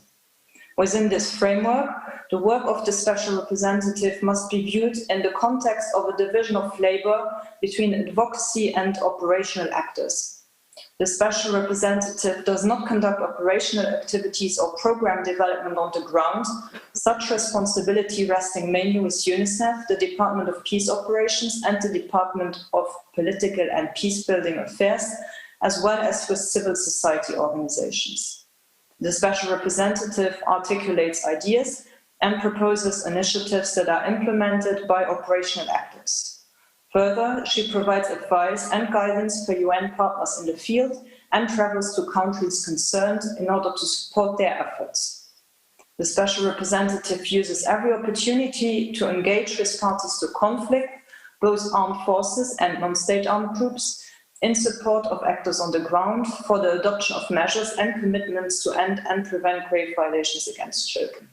Importantly, she's a high-level independent voice capable of raising questions that might be too sensitive to be addressed by partners in the field who need to preserve their humanitarian space. In parallel, at headquarters, the Special Representative serves on behalf of the Secretary General as the UN system focal point for the Security Council-related Children in Armed Conflict agenda and the implementation of the monitoring and reporting mechanism. She serves as the primary interface with the Security Council and provides substantive support to the Working Group on Children in Armed Conflict. The Office of the Special Representative is the UN headquarters level focal point for the preparation of the annual report of the Secretary General on Children in Armed Conflict, and it also receives, reviews and compiles information and provides quality control for the country reports of the Secretary General on Children in Armed Conflict, as well as the global horizontal notes. In return, the office feeds back to the country level relevant information, such as the conclusions and recommendations of the working group that can be used for advocacy purposes with parties to conflict. As the highest UN advocate for the protection of conflict-affected children, the Special Representative uses her voice to regularly call for their increased protection and to raise awareness about their plight. She also aims to take forward the agenda of war-affected children through building support networks and partnerships at the global, regional and national level, and through ensuring the mainstreaming of the concerns of children within and outside of the UN. Actually, ladies and gentlemen, instead of going into the details of the successes of the mandate, I thought I'd rather share with you a concrete example that I was myself involved in and that illustrates the importance of the mandate. In March 2016, 14 children allegedly associated with Al-Shabaab were captured by the Puntland forces. A tribunal sentenced 12 of the children to death and the others to heavy prison sentences up to 20 years. In July 2016, I traveled with the previous Special Representative to Somalia, and we met with the detained children in Puntland, together with the UN mission to Somalia and UNICEF. We also met with Puntland authorities, as well as with the federal government, to try to get the children freed. To put additional pressure, we asked the Secretary General himself to write to the federal government, and we asked countries such as the United Kingdom and the United States to use their leverage with authorities to get the children out. At the same time, advocacy efforts were ongoing by UN actors on the ground. It took us nearly 2 years of systematic advocacy efforts at headquarters and field level, but we managed in the end to get a presidential pardon for the children, and they were reunited with their families. Protecting conflict-affected children is a constant and evolving endeavor. In the past 2 decades, the action generated by the Special Representative and her partners has represented a beacon of hope for millions of children. However, in a context of more complex, long-lasting and intense wars, we face extremely serious and ever-growing challenges to protect children. As an international community, we regularly talk about the importance of preventing conflicts and leaving no one behind. But the fact remains that children affected by a war are often simply forgotten. Time and again, it is important to underline that if we want to build strong and resilient societies and break cycles of violence, we must put conflict-affected children front and center, including by attributing explicit attention and dedicated capacities and financial resources to the topic. The role of the Special Representative remains thus as relevant today as 24 years ago when the mandate was created. Thank you for your attention. Thank you very much. Thank you so much for making us more aware of the role of the institution, of the important work done by the Special Representative, also about the relations between this position and other mechanisms and structures that exist within the United Nations. It's important that to see that there is a real cooperation. It's not only the multiplication of different fora and bodies, but it's really the mechanism, the coherent mechanism of cooperation. And also we are very grateful for sharing with us your concrete personal experience leading to saving children affected by war, which is, at the end of the day, what's the whole topic about. With this, the panel, the presentations by the panelists were, well, we finished this part of this panel, and I would like really to thank all the panelists very much for your interesting, inspirational presentations. I would like to give the floor to the audience again, because actually we don't have many interventions from you.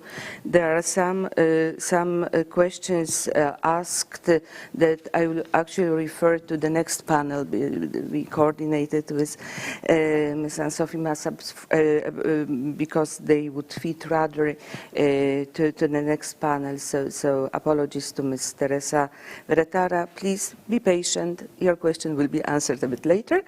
And now maybe I will start with the question from Mr. Tom Rysen from the Ministry of Foreign Affairs of Luxembourg, who addresses his question actually to Ambassador Chair of the working group. But I guess that also other panelists who have the experience of working in and with the working group may like to intervene as well. So how can the important work of the working group be better streamlined into the work of the Security Council as a whole? Thematic issues in UN Security Council tend to be treated in silos, quotation marks, meaning that the strong language on child protection is not always translated in other resolutions and mandates. Mr. Ambassador, would you like to start reflecting on this? Thank you. Yes, thank you for the question. And yes, indeed, I mean, this is the tendency a little bit, in general in the UN, but also in the Security Council sometimes, to have this silo approach. Indeed. And so that was precisely, as I said in my intervention, our idea was to try to not only discuss within the working group about what to do to better protect children in conflict, but also to streamline that issue in the daily work of the Council. And so, as I said, we certainly, for instance, every time we intervened on a country situation, we usually would include a paragraph on the situation of children. And, maybe someone would say, well, there comes Belgium again with the children, knowing that this was our let's say, pet subject in a way. But I think that was important indeed to put it really on the table of the Security Council. And of course, to include it in debate is important, but even more important is to include it in the resolutions or presidential statements adopted by the Council, because then it's becoming very, very concrete. And of course, that is also something we tried and succeeded in some instances, but it's not always easy, of course, because, well, I mean, there are so many issues, and some members feel, well, maybe it's not important to mention children in that context. So it's always, you know, a bit of a struggle, but I think we achieved it in some instances. And I think some other speakers mentioned that also.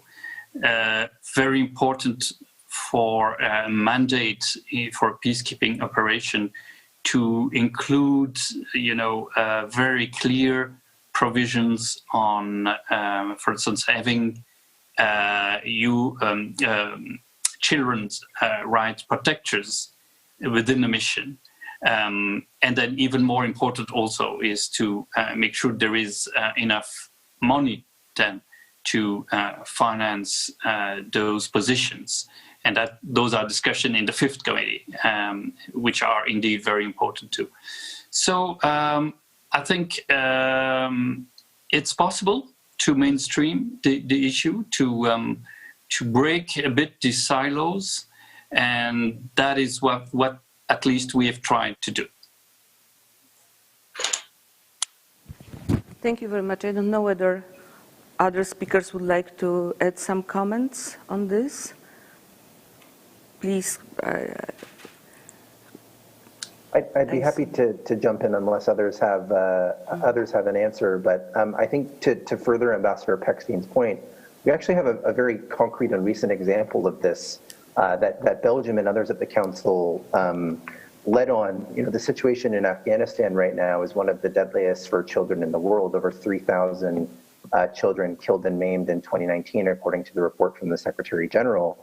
And as a result of this, what we saw recently was Belgium and other elected members and permanent members of the Council come to an agreement on including the strongest language on child protection in the recent renewal of the UNAMA mandate, the UN Assistance Mission in Afghanistan, that mission has had since its inception. And I think that shows a signal of how important child protection is, not just in terms of considering it as a standalone thematic issue, but actually, as Ambassador Pechstein has said, integrating it directly into the mandates of UN peace operations, providing strong language for monitoring and reporting. And subsequently, there is currently a resolution at the UN General Assembly under negotiation on Afghanistan, an annual resolution. And in there, we will also see stronger language on child protection. And I think it's as a result of two things. One, obviously, the very dire situation facing children in the country, but two, the efforts of member states to mainstream the issue of child protection of children in armed conflict in the daily work of the Security Council and the GA.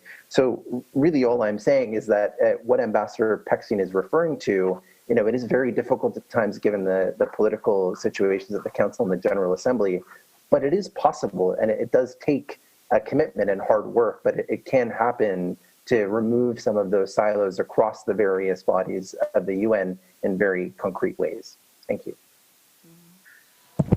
Maybe if I can add something more related to the mainstreaming within the European Union, because often of course we speak about the UN Security Council and the General Assembly, but there are other actors out there.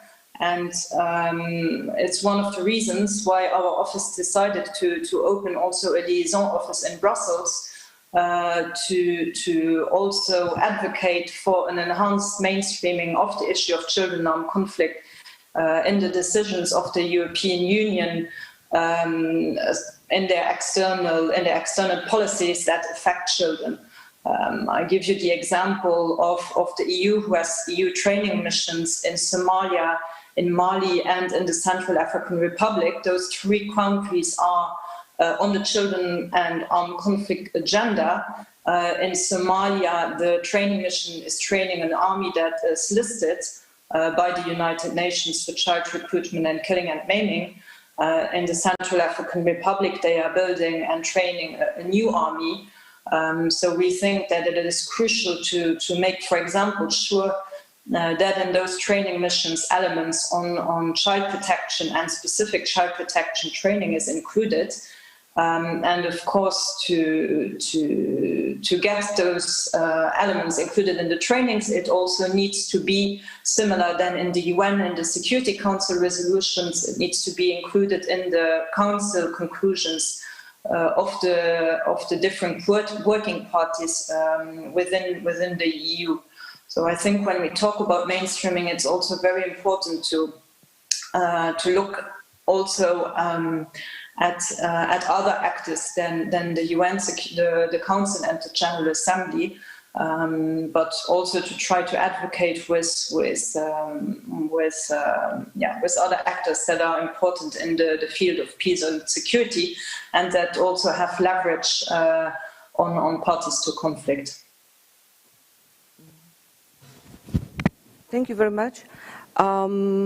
Maybe there are a few other questions, so I would like to pose one on behalf of the student of the University of Warsaw, Sinead, who studies humanitarian action at the University of Warsaw.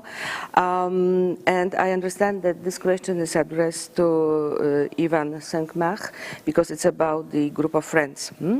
How are the control dynamics balanced in the field chapters of group of friends? Is there potential to allow local actors to chair or co-chair in the interest of furthering effective localization? I don't know, Ivan, whether you would like to respond to it, but as it's precisely on group of friends, I think it's directed to you. I'm very, very happy to respond. So the local groups of friends are really directed and led by embassies of countries that are engaged on the children and armed conflict agenda at the local level. So some of them are, it's very, dynamic engagement related to the situations on the ground. And as a result, what tends to happen is that countries that are focused on CAC seek to advance key issues. For example, in South Sudan, which we co-chair with Sweden, in Juba, the key focus is on the prevention of the recruitment and use of child soldiers, although that group has also engaged directly with the Office of the SRSG to promote and advance action plans by parties to the conflict in South Sudan to address key grave violations that touch on all 6 of the key grave violations. So really what you see in terms of these local groups of friends is a broad range of engagement based on the specific context in which they operate. So there's no overarching direction, and the dynamics are really directed and tailored towards the situations on the ground. I would certainly think that in each of these contexts, there is direct engagement with the host countries, with the countries affected by conflict, to hear from them, to listen to them. And I think that's a very important part of the work, to ensure that through, for example, Canadian embassies or embassies of other countries, we are engaging and listening to those that are either directly involved in armed conflict or that are affected by armed conflict, to understand their priorities, to understand how the situations are affecting children on the ground. And so I think that while there may not be formal leadership of these local groups by some of the countries affected by armed conflict, their participation, their engagement, the groups listening to these actors is very important, and I think needs to certainly continue as these groups continue their work. Thanks. Thank you very much. Watching at the clock and at the list of questions we've received, perhaps I will read the last question that I'm not sure whether we know the answer, but it's rather for our panel than for the second panel. As for other questions, I will pass them to my colleague who will be chairing the next panel. So the last question I will ask our panelists, hoping they know the answer, is about the role of peacekeeping missions in war zones. It's the question asked by Mr. Jacek Karczewski, who is the president of the Center for Institutional Francophony. And the question about their preparation to deal with children in general or in specific cases. Are members of those forces, regardless whether they be UN, EU, OSCE or other, prepared to dealing with children in general, and or should they have dedicated special officers within their ranks or have special training to deal with such victims? I think this question is like a bridge between this panel and the next one, but maybe as peacekeeping missions were mentioned during our panel too, so maybe one of our speakers would be ready to answer. I can try to answer. So maybe to explain the role already of UN peace operations within the framework of the Children Armed Conflict Mandate. So UN peace operations, but also UN special political missions usually have dedicated child protection capacity. So they have specific child protection advisors that only work on this issue on the civilian side of the mission. For example, within UNMISS in South Sudan, this unit is quite big and has around 30 people. In other missions, especially in the political missions, the child protection units are rather small, and sometimes it's only one person. Their work is really essential within the Children Armed Conflict mandates. So their function is, for example, to mainstream the issue of children armed conflict within the mission. So to make sure that the different units of the peace operations that deal with issues relevant to children armed conflict also take this issue into account. For example, the units of the mission that deal with security sector reform or with DDR or with rule of law, that the issue of children armed conflict is really mainstreamed within the mission. They are also the ones that, together with UNICEF, do the dialogue for the release of the children, but also the dialogue for the conclusion of action plans, and afterwards support conflict parties, be it armed groups or the government, in the implementation of action plans. The child protection advisors are also responsible to make sure that, for example, when the special representative of the mission has dialogues with government counterparts, that the issue of children armed conflict is included in his talking points.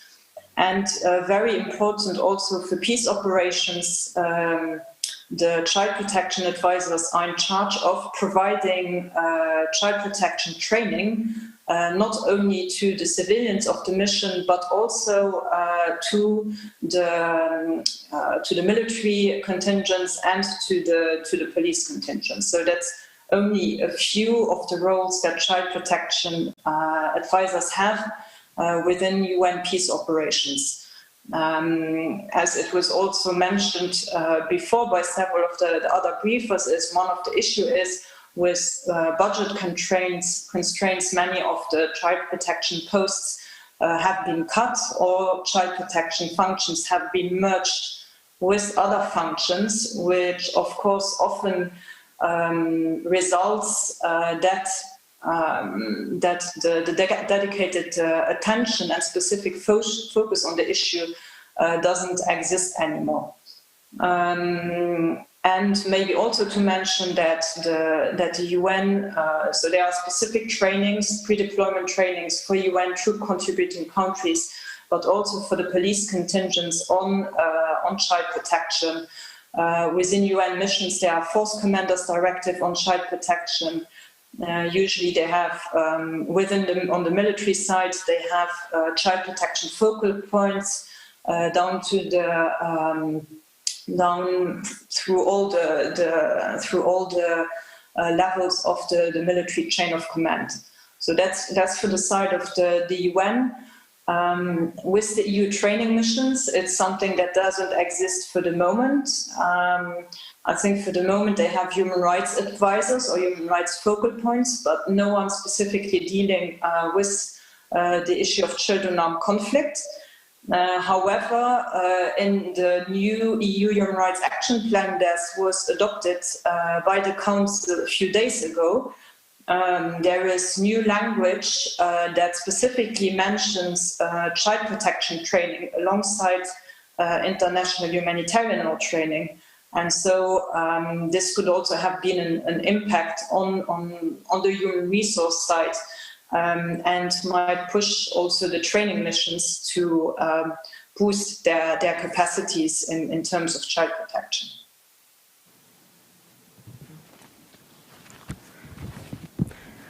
Well, thank you so much. If I may just add on this very, very briefly, yes, of course. I think that's why it's so important to have a direct dialogue with the party concerned, with the military, to exchange with them, explain, what should be done. And my experience is that many are really convinced that, child soldiers is bad and should be avoided. But then when you discuss with the military, and that was my experience, for instance, in Mali, and they were very clear about that. No, we don't have with children, we don't recruit children. But then there were some cases where children were found in military barracks, helping in the kitchen, for instance. And of course, I mean, in a certain culture, this could be, let's say, understandable. But then we had to explain, no, this is wrong. This is not the place for a child to be. His place is at school, not in a military barracks. And that's by this kind of dialogue that you can improve the situation concretely, because then they realize, okay, we should do differently. Just an example. Thank you. Thank you very much. It's also important from the legal perspective because different documents relate either to prohibit only direct participation without reference to indirect support to armed forces, etc. So it could be really a long debate, but I'm sorry, I have to close our discussion now. Of course, it's impossible to wrap up this panel into 3 sentences. No doubt there is no magic wand to ameliorate the situation of children in armed conflicts. The United Nations cannot ensure it by themselves, not even with the support of international civil society, the role of which was so much emphasized by Mr. Radomski. But more prevention, zero tolerance, more awareness, more accountability, as well as respect for children affected, perhaps can help to reduce the scale of children's suffering. Suffering, the nature of which will be discussed during the 2nd panel that starts in 35 minutes at 3:30 Central European Time, and will be chaired by Mrs. Anne-Sophie Massa. I don't know whether we can see the moderator of the next panel, who is the first secretary and counsel at the Embassy of Belgium in Poland, in Warsaw. And as I promised, I will pass some questions that were asked during this panel to Anne-Sophie. Like, you asked about the question of the age limit, 15 or 18, or about the qualification of some violations, etc. So it's rather the subject matter for the next panel. And before closing, yes, let me thank sincerely our panelists for their great presentations and then the comments, contributions during the questions and answers session. And also let me thank the audience for your interest in subject matter, for the fact that you are so many attending this conference, and also for important questions, remarks and contributions. So thank you very much. This part of the conference is closed, and we meet again in 35 minutes. Thank you. Thank you.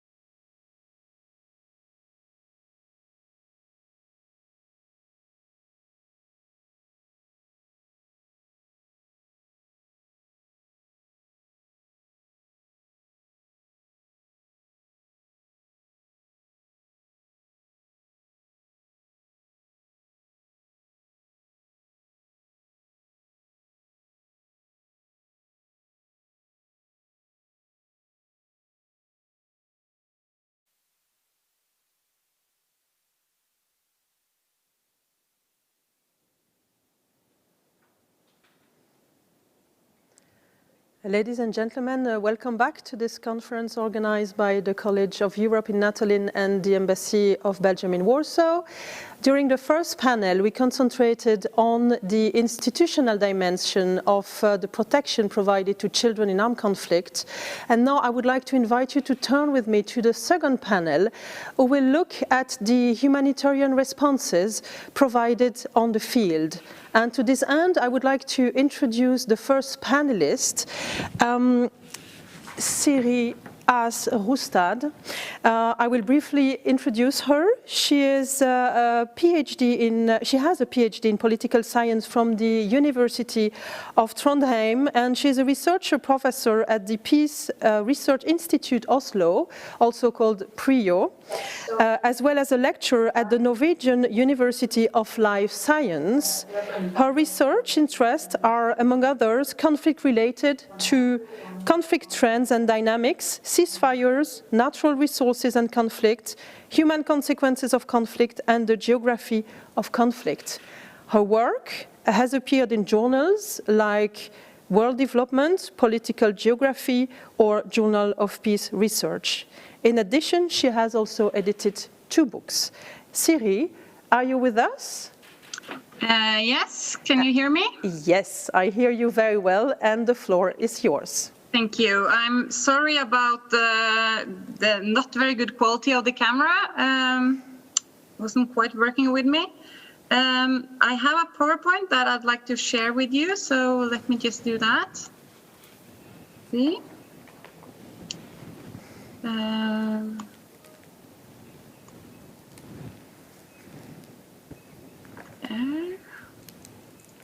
So, do you see my PowerPoint now? Yes. Excellent. Okay. So, what I'm going to talk about today is something that I've worked with for 3 years together with Save the Children.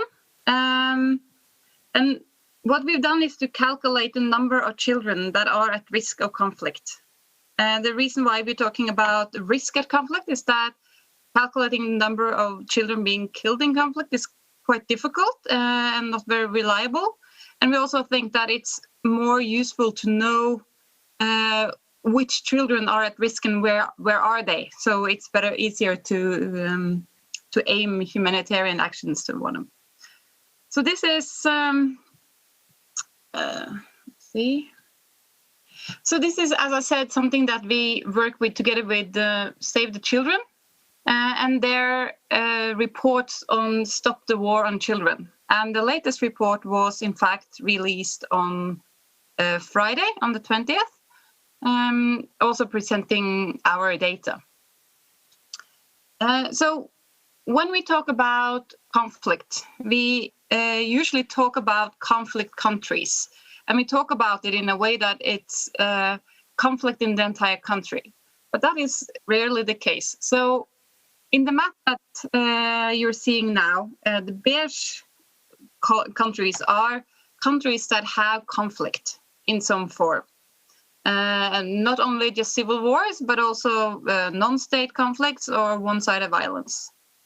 But the blue areas are where the actual conflict events happens. And as you can see, it's a fairly limited area, in fact, where we see conflict events. We have certain hotspots, but a country is rarely entirely covered by conflict events. The exception would be Afghanistan and Syria, where most of the country is covered. Also Yemen, while only parts of the western area are covered, this is where the people live. So what we do, so what does this mean? Means that people are differently affected by conflict in different areas of a country. And therefore we also need to sort of look at how we approach this differently, also in humanitarian programs. So when we calculate children at risk, we take these conflict events as our starting point. And we say that children living within 50 kilometers of a conflict event, we consider them at risk. And then some of you might have noticed, for example, that the UK is beige country here. And this is because we also include terror events.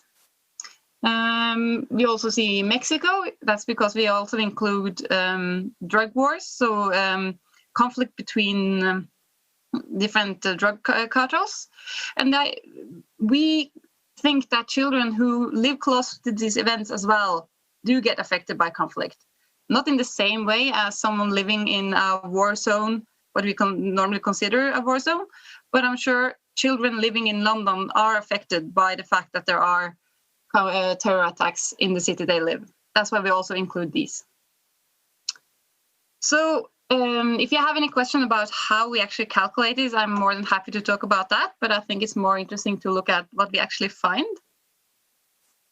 So in 2019, we find that 1.6 billion children, so 69% of all children in the world live in a conflict-affected country. So in the beige countries on the map. Approximately 426 million children, so 1 in 6 children in the world, live close to a conflict event, so within what we define as a conflict zone, this 50 kilometers. And this is an increase from 2018. We know that 2017 was an even worse year for children at risk, but I'll get back to the time trends. So if you look at the figures at the bottom of this page, we show how this is divided into the regions. As you can see from the one to the left, we see that Africa has the highest number of children living in conflict zone. It's almost the same as in Asia, but Africa has surpassed Asia now. We also see there's a fair amount in Africa, Americas, and the Middle East, and very few in Europe. And the ones in Europe is, of course, due to the conflict in Ukraine. But if you look at the figure on the right side, we see that the Middle East is the region with the highest share of children living in conflict. And as many as 40% of all children living in the Middle East live close to a conflict zone, or within a conflict zone, close to a conflict event.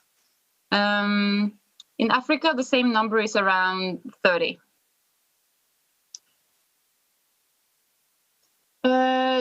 So this is a list of the top 10 worst countries in 2019. Syria and Afghanistan on top, and these are share of child population. And as we can see, Syria, Yemen, and Afghanistan are more than 90% of all children living in these countries are affected by conflict. And then we see Mexico on third, and this is because a lot of the drug-related crime and violence in Mexico are in very highly populated areas where there live a lot of children. And these children, as I will show you later, are in fact quite hard hit in this sense that they experience a lot of violence. It's just not one attack, it's a lot of violence. And then we have Somalia, Nigeria, Burkina Faso, Mali, DRC, and Brazil. We see that sort of the orange graph here is from 2019, while the light blue is 2018. And we see that Burkina Faso is new on this list from last year. And we know that there has been an increased violence in this country. So what I've just shown you are the numbers that we had for 2019. But some of these areas where you have conflict are, as I said, hotspots and have experienced conflict for many years, which means that the people and the children living in these areas experience conflict in consecutive years. So what this figure shows, the circle shows, are how many children living there now have experienced years of consecutive conflict. So as I said, in 2019, 426 million children lived in conflict. Out of these, 273 of them also experienced conflict last year or live in an area where they had conflict last year. As many as 58 million children live in an area where there had been conflict for 10 consecutive years, and 60 million in an area where you have 18 years of conflict. Well, this doesn't mean that there are 55 million 10-year-olds that experience conflict their entire life, because this number also includes 1-year-old, 2-year-olds, and 3-year-old, etc. But when we do some more calculation and calibrations, we find that 71 million 0 to 5-year-olds have lived in conflict their entire life. And potentially 800,000 18-year-olds have lived in conflict their entire life. But we have to keep in mind that these numbers do not take into account refugee flows and population movements, and it is likely that these are people who would have moved. But still, these are quite high numbers. And then the time trends. As I said, in 2019, we had 426 million children living in conflict zones. If you look at this graph, in 1990, there were 250 millions. So there has been an increase of 200 million children living in conflict since the 1990s. There are several reasons for this. Conflict could be more spread out, so that a bigger geographic area is covering by conflict. We also know that we have more low-intensity conflicts. And also there's a population increase, but the population increase does not account for this increase. The graph is also divided into 3 different intensity levels. So the light blue is low intensity. This means that in the country as a whole, somewhere between 1 to 25 people were killed in the conflict. The dark orange color is medium, which means that on the country level, 25 to 100 people got killed. And the light beige means that more than 100 people were killed in conflict. And we see it's the high intensity and medium intensity area that have the highest share of children. But this is on country level. We have also calculated the number of children living close to high intensity areas. And here we see that the graph is kind of turned upside down. So the biggest share are children who live in areas where 1 to 25 people got killed, sort of within 20 kilometers, 50 kilometers of where they live on a yearly basis. And then a smaller share live close to where there are more than 25 battle deaths and more than 100 battle deaths. And the highest intensity that we measure are conflict zones, so areas within 50 kilometers that have more than 1,000 battle deaths within 1 year. So more than 1,000 people being killed within 50 kilometers within 1 year. And that's a very small share of children that actually experience that, thankfully. But there are, in fact, 9 million. And as I said earlier, a lot of these children live in Mexico because of the drug wars. But we also see this high intensity level in Syria and Afghanistan and Libya. The dark blue line indicates the share of children living in zones with more than 25 battle deaths. So the 3 beige colors altogether. And we see that there has been an increase in this share of higher intensity conflicts over time. So in the early 90s, the share was around 2%, and in 2019 it was 3.5%. And in 2015, it was more than 4%. So there is an increase in these numbers. So So this was short and hopefully setting up the agenda for the rest of the talks. If you are interested in learning more about how we calculate this data and the numbers that we have, we just released a policy brief on it. And I'll be more than happy to share that with anyone who would like that. Thank you.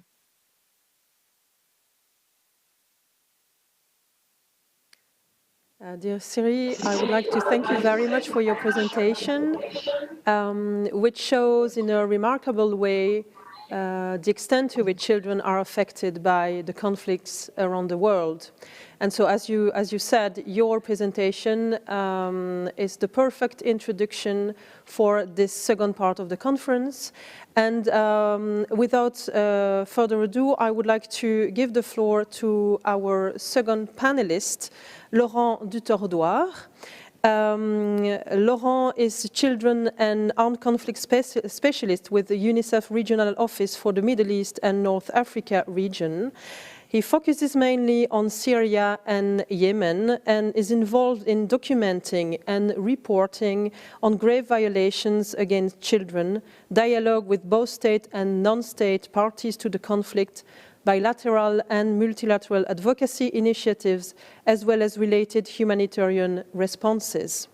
Previously, Laurent worked in the field with UNICEF in State of Palestine and in Nigeria, and at the UN headquarters with the UN Department of Peacekeeping Operations and the Office of the Special Representative for Children in Armed Conflict. Laurent, are you with us? Good afternoon. Yes. Thank you very much. I hope you can hear me well, just seeking confirmation of that. Yes, I hear you very well, Laurent. You have the floor. Perfect. Thank you very much. So I have the pleasure today to share some remarks and reflections from the UNICEF perspective and from the field perspective. I will be focusing largely on the Middle East and North Africa region. I will share with you some thoughts on the prevalence of child recruitment in the MENA region, some experiences in terms of dialogue with parties to the conflict, as well as some challenges and solutions on reintegration of children associated with parties to the conflict. First of all, the prevalence of child recruitment in the MENA region. I would say that 20 years ago, at the beginning of the Security Council agenda on children and armed conflict, the focus of the discussion was very much on the protection of children in other parts of the world, the Balkans, Africa, Latin America, Asia, and not very much on the Middle East and North Africa. And I would dare to say that in the last 10 years, there has been a geographic shift. So there's a large focus on the MENA region. 1/3 of the countries, 7 countries on the agenda of the Secretary General on Children and Armed Conflict are in the MENA region. 17 parties to the conflict listed by the Secretary General for Child Recruitment are in the MENA region. So we do see that in the last 2 years, the issue has shifted very much. If you look at the last 6 years, the UN was able to verify more than 10,000 cases of child recruitment in this region. The countries that are the most prevalent are obviously Syria, Yemen, Iraq, but there are also others. At the same time, to also say something more positive, around 3,600 children have received reintegration support in this region, a region that is not very known for very visible DDR or release processes, but it shows that children are disengaging and that we can reach children and support them in their reintegration. I also want to share some more in-depth trends in this region. The large majority of the children are involved in combat roles, not in support roles. So they're actually fighters that have often received military training. An interesting number, about 1 in 5 children are under the age of 15, which is a war crime in international law. And so this is very young in terms of age. And also, we're not only talking about boys, but also girls. And especially in this region, the Middle East and North Africa, that is easily overlooked. We're talking about girls who are married to armed group combatants, but we're also talking about girls who are actually in a military role, in a combat role, such as guarding checkpoints and participating in military operations. Secondly, I would like to highlight the extreme relevance of the Paris Principles on the reintegration of children in armed conflict, especially when it comes to the victim-perpetrator dilemma. I would dare to say that in the past 10 years, the notion that child soldiers are victims first and not perpetrators, it has really come under pressure. On the one hand, by parties to the conflict, you see that the first reaction of many parties to the conflict is detaining child soldiers. So they capture child soldiers from the other side and they detain them. But also because in this region you have a number of designated armed groups, so-called terrorist armed groups. And that creates the sense, the notion that some children are less of a victim than others. And that really creates a lot of issues for us. It reduces the humanitarian space for us to help the reintegration of children. There's much more donor conditionality in the sense that we have to be careful when supporting former combatants, even if they are children. There is a criminalization of support to former combatants, which often challenges reintegration as well. And in general, children have no way out. Basically, they will be recruited by one party, and if they're captured by the other party, they will be detained. So they're really between a rock and a hard place, and in many circumstances, even if they manage to disengage, to escape, it's very difficult for them to seek support. A very big example of this is the very known and global issue of children, women and children that are affiliated with armed groups such as ISIL. So you have Syrians, Iraqi, and foreign women and children associated because they are a relative of an ISIL fighter. So not because they themselves have participated in conflict. And while IHL, International Humanitarian Law, says that there are only two categories, civilians and combatants, you start having the notion that there seems to be this third category, and that is not helpful at all. Thirdly, I would like to talk about dialogue with parties to the conflict. So we're talking both of government armed forces, but also non-state armed groups. And it's interesting to know that 14 out of 17 non-state armed group parties that are listed are non-state armed groups. In this region, there is a conservative calculation that 16 million people live in areas that are controlled by non-state armed groups. And that's really a big difference with the past and potentially even with other regions. When we look at these armed groups, they're very different and they have different challenges. You have designated terrorist groups that often operate transnationally. You have groups that control whole areas of populations and have their civilian administration and are often seeking legitimacy. And you have groups that are very fragmented, that fall apart in smaller groups, change alliances, have a very shaky chain of command. So it's very difficult for us to find the right interlocutors, to have safe access to speak to some of those groups. And there is a strong reaction by opposing parties to the conflict, especially international actors, if we do so. And fourth and lastly, I want to say a few words on the reintegration of children. There is very much a discourse that this is about radicalization. This is about violent extremism. That is actually not necessarily what we are seeing based on verified cases of child recruitment. It's a very simplified notion. Overall, we can say that the involvement of children with parties to the conflict is not monocausal. It has several interlinked reasons. We often see it's about wartime economy. Unfortunately, association with parties to the conflict is one of the few economic opportunities that families sometimes have. So the receipt of stipends by parties to the conflict is a big driver. Sometimes the need to take a side. There's a lot of pressure within communities, and if the other party to the conflict takes over, there is a risk of being perceived as associated anyways.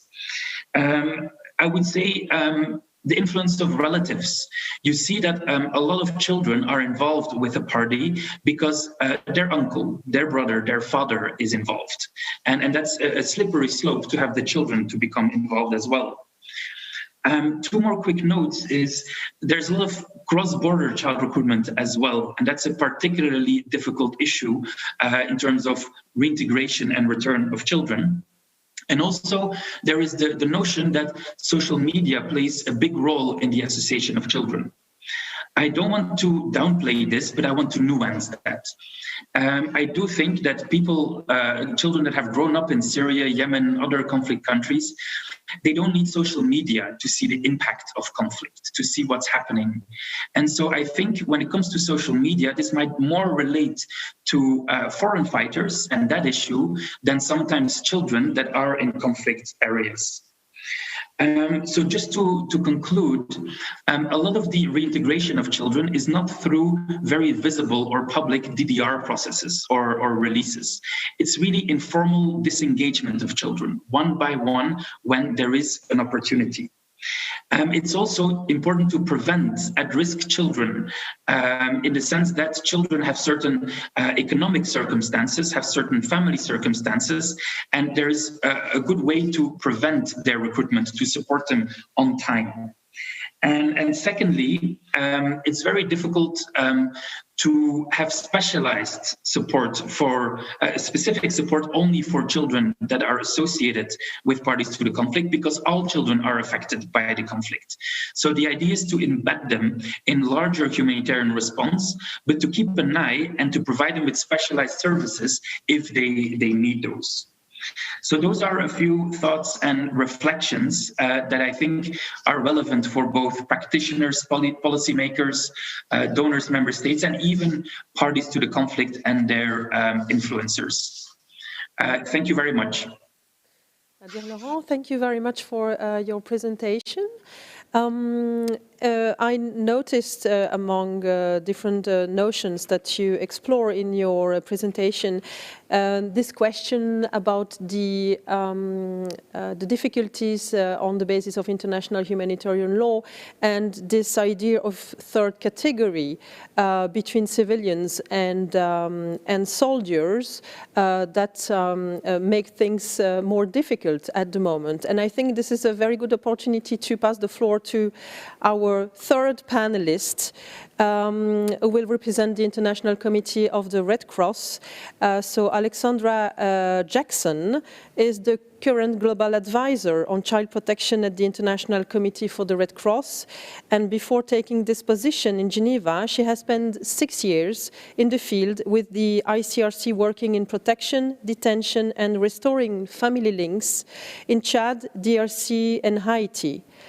She was also based for 2 years in Kinshasa, running the Restoring Family Links program, which with the Congolese Red Cross searches for the families of unaccompanied children who have been separated from their families by conflict and violence and reunites them. Before joining the International Committee for the Red Cross, Alexandra worked in London with the British Red Cross for 4 years in child protection as well. Alexandra, are you with us? I am. Good afternoon, everybody. I hope you can hear me well. Good afternoon. You have the floor. Thank you very much. So it's a pleasure to be here with you all today on behalf of the International Committee of the Red Cross, the ICRC. And today, rather than giving you an overview of all of the work that ICRC does in child protection, I'd really like to focus on some specific areas of concern that we are seeing in 2020 in child protection for children affected by conflict. So many of the issues that I'm going to mention are linked to the impact of COVID-19 on children and their environment.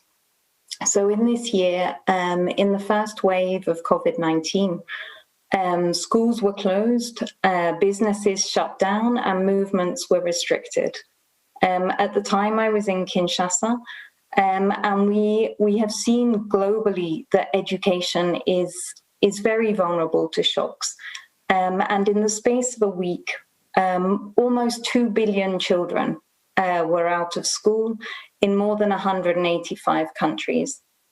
For children who are displaced, for children who are refugees, who are in detention, or who rely on education as a protective mechanism, perhaps to avoid recruitment into an armed group, perhaps as a way of eating their only meal that day.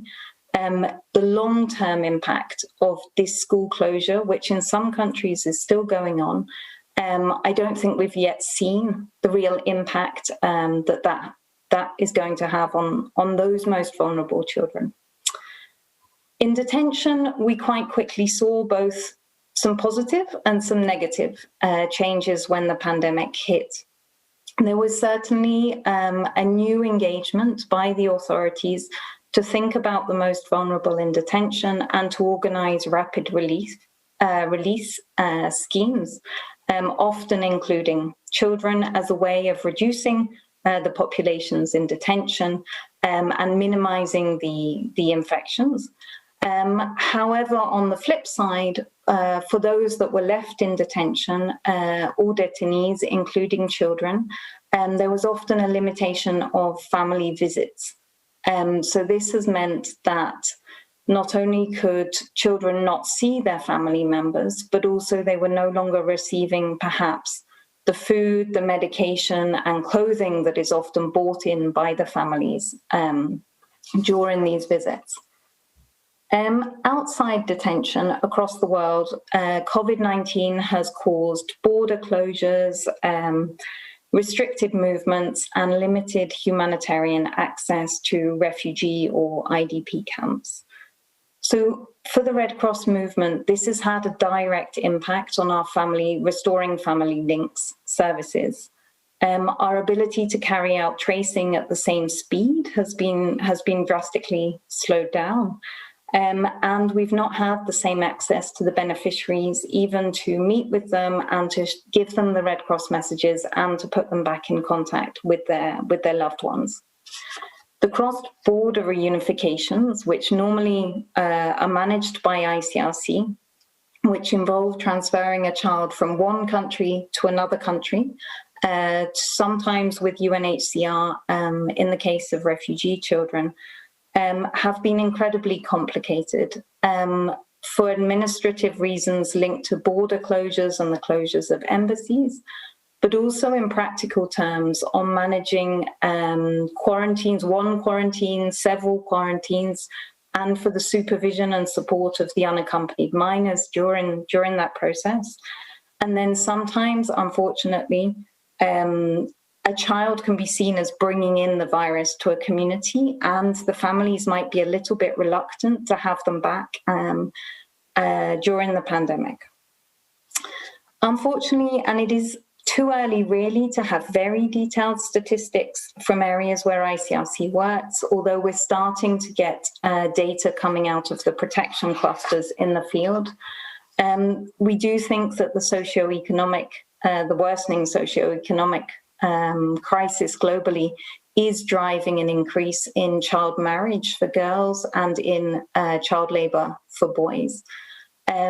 We work in several countries in the Sahel, and there were children waiting to be reunified when the borders closed, and now we've gone back to them and we want to organize the family reunification. Some of those children have got married in the interim period. So this is going to be one of the things that the Red Cross movement, alongside the authorities and other child protection actors, is really going to have to look at in the coming months as an actual problem on the ground, to ensure that these services can continue, and also so that the unaccompanied children, the displaced, the migrant children aren't exposed to even more risks than they already are in normal times. So for these three issues, children in detention, unaccompanied children, and access to education, COVID-19, I think, has certainly worsened the situation, particularly for children who were caught up in situations of violence or armed conflict. However, it's important not to forget that there were already existing violations of international humanitarian law, IHL, concerning children that unfortunately have not gone away.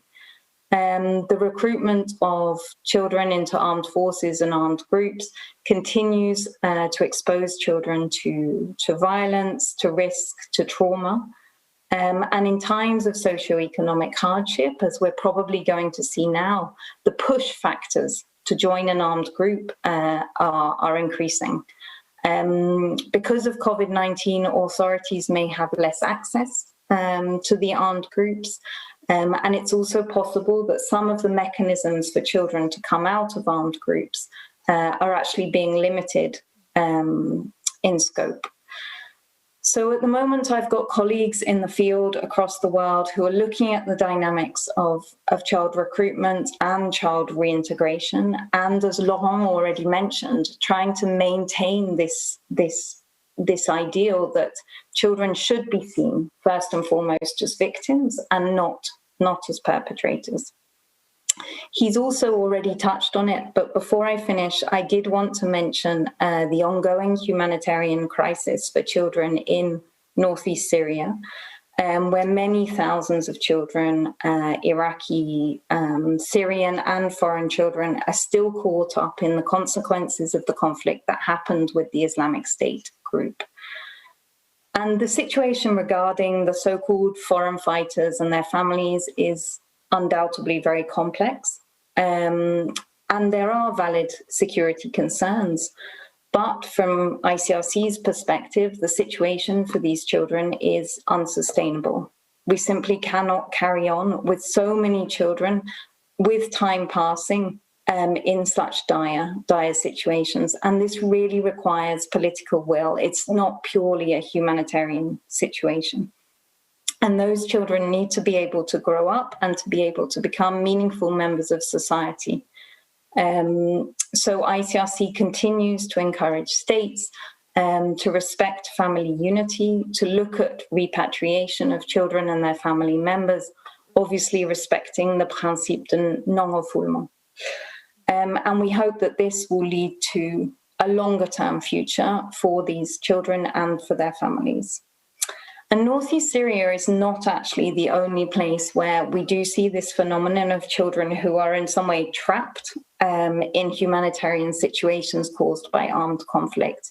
And as mentioned by the first speaker, the protracted nature of conflict is leading to prolonged encampment. It's leading to child migrants being stuck at borders or in immigration detention, or perhaps children being in detention, but without any way of contesting that detention. And these children, they may not have their births registered, they may be at risk of statelessness, and they may not be able to access essential services because of the situations that they find themselves in.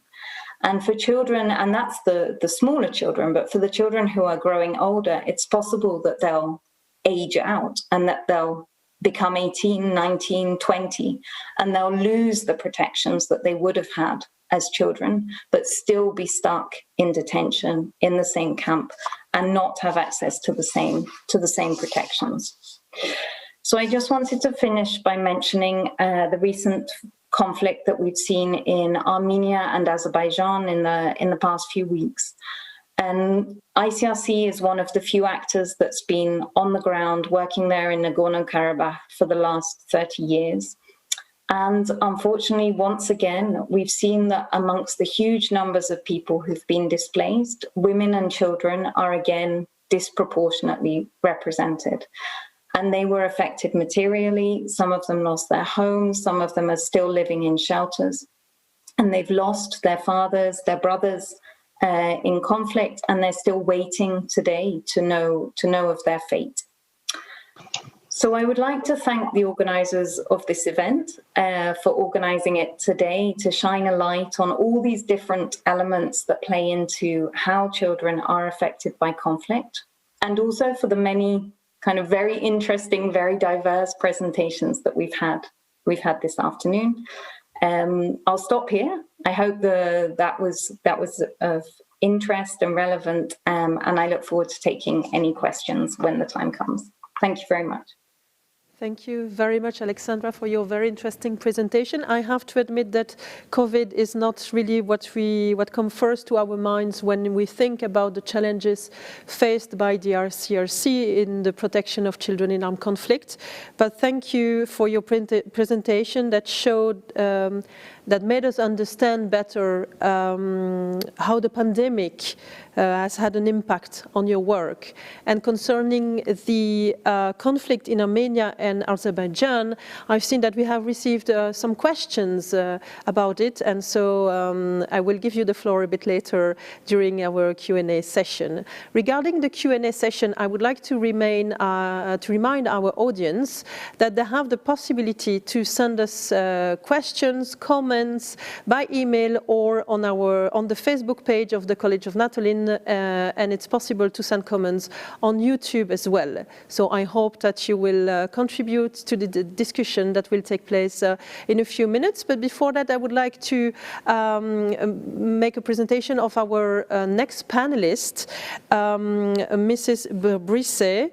Claire Brisset started her career as a journalist, Figaro, Le Monde. She specialized in health, nutrition and children issues, and she subsequently joined the UNICEF as spokesperson for 12 years. She traveled extensively in Asia, Africa, in the Middle East and Latin America, and in 2000 she was appointed ombudsperson for children by the French government. After this mandate of 6 years, she became General Inspector of Education, and Mrs.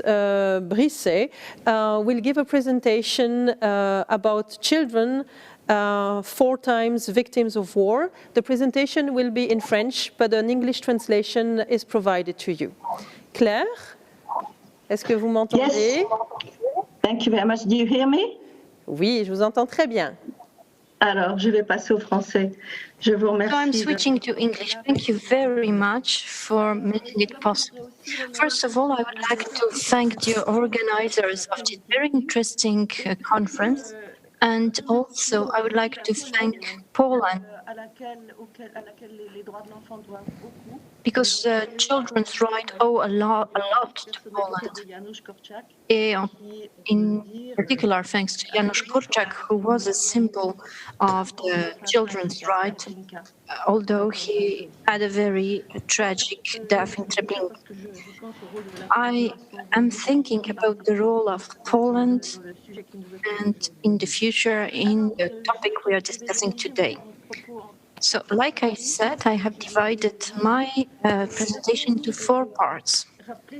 I would like to remind you that since they have existed, humans have waged wars against each other, even more sophisticated and more destructive, and that children have always been the first victims of war. And I would like to focus on 4 aspects that touch children in armed conflict. So first of all, first point, and something that may seem obvious, but I'm going to repeat it. I also liked the statistics that you have mentioned. They are direct victims because they die, they are injured, and I would like to stress one aspect that is very horrible, macabre statistics that we hear very often, that we say that for every death, every child that dies, there are 4 injured. So 1 death, 4 injured. And during the last year, there were 2 million children that have been directly killed in the conflicts. That would give us, once again, 2 million children have been killed. That would give us 8 million of injured. But I would like to stress this macabre accountancy that counts only physical harm that the children may have suffered. and that overlooks all mental injuries and mental health problems that may last for the whole life of the child. And trauma. We know that trauma can completely destroy confidence that children have in adults, and especially identification between children and adults. That's something they really need. And also, children can then become witnesses of the life of their parents, and parents become help recipients. I met children who had never seen their parents working or plowing the land, and they thought that food came simply from the humanitarian aid bags. So there is this persisting trauma, and children consider very easily that violence is a normal way of expressing emotions and of acting and of normal life. Violence becomes a very accessible way of expressing their emotions. I mean both physical, mental, and sexual violence. And 60% of victims of sexual violence now in Congo-Kinshasa, in the Democratic Republic of Congo, are aged 11 to 17, but there are also babies who suffer sexual violence. So this is one thing about being direct victims. The second is that the war is depriving children of everything they need to grow up. They need their parents, they need some things that they need to be attached to, or people they are attached to, caregivers, the sisters, brothers, all the surrounding disappears.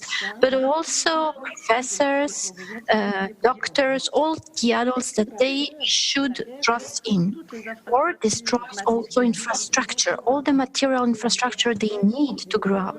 So such as healthcare facilities, schools that are also targeted or that can be used for military use, or for saving the population. All the infrastructure, the supply chain for food is destroyed. And this causes a lot of harm because we estimate that 8,000 to 10,000 children die every year. And let me take the example of Cambodia, where landmines are still found in arable land, although in the war ended in 1979. So this is the whole social world that is shattered. And my colleague from the Red Cross probably will agree with me that war victims are 10 times more touched by the indirect and direct effects. Unfortunately, during the big war of 84-85 in Ethiopia, I think there were a lot of casualties due to a lack of water, lack of supply of food. So not only direct combats cause victims. The third point, and here the statistics are getting worse and worse. Children are turned into refugees or displaced persons. People who stay in their own country, but the situation is still the same. Near Khartoum, I remember in Sudan, they were in the same situation as refugees.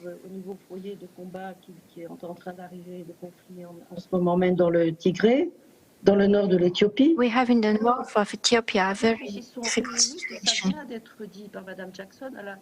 Mrs. Jackson just said it, and the previous speaker said, how can we fully exercise rights of children in a refugee camp, for instance? The right to be registered as citizens, because there are children who are born in camp.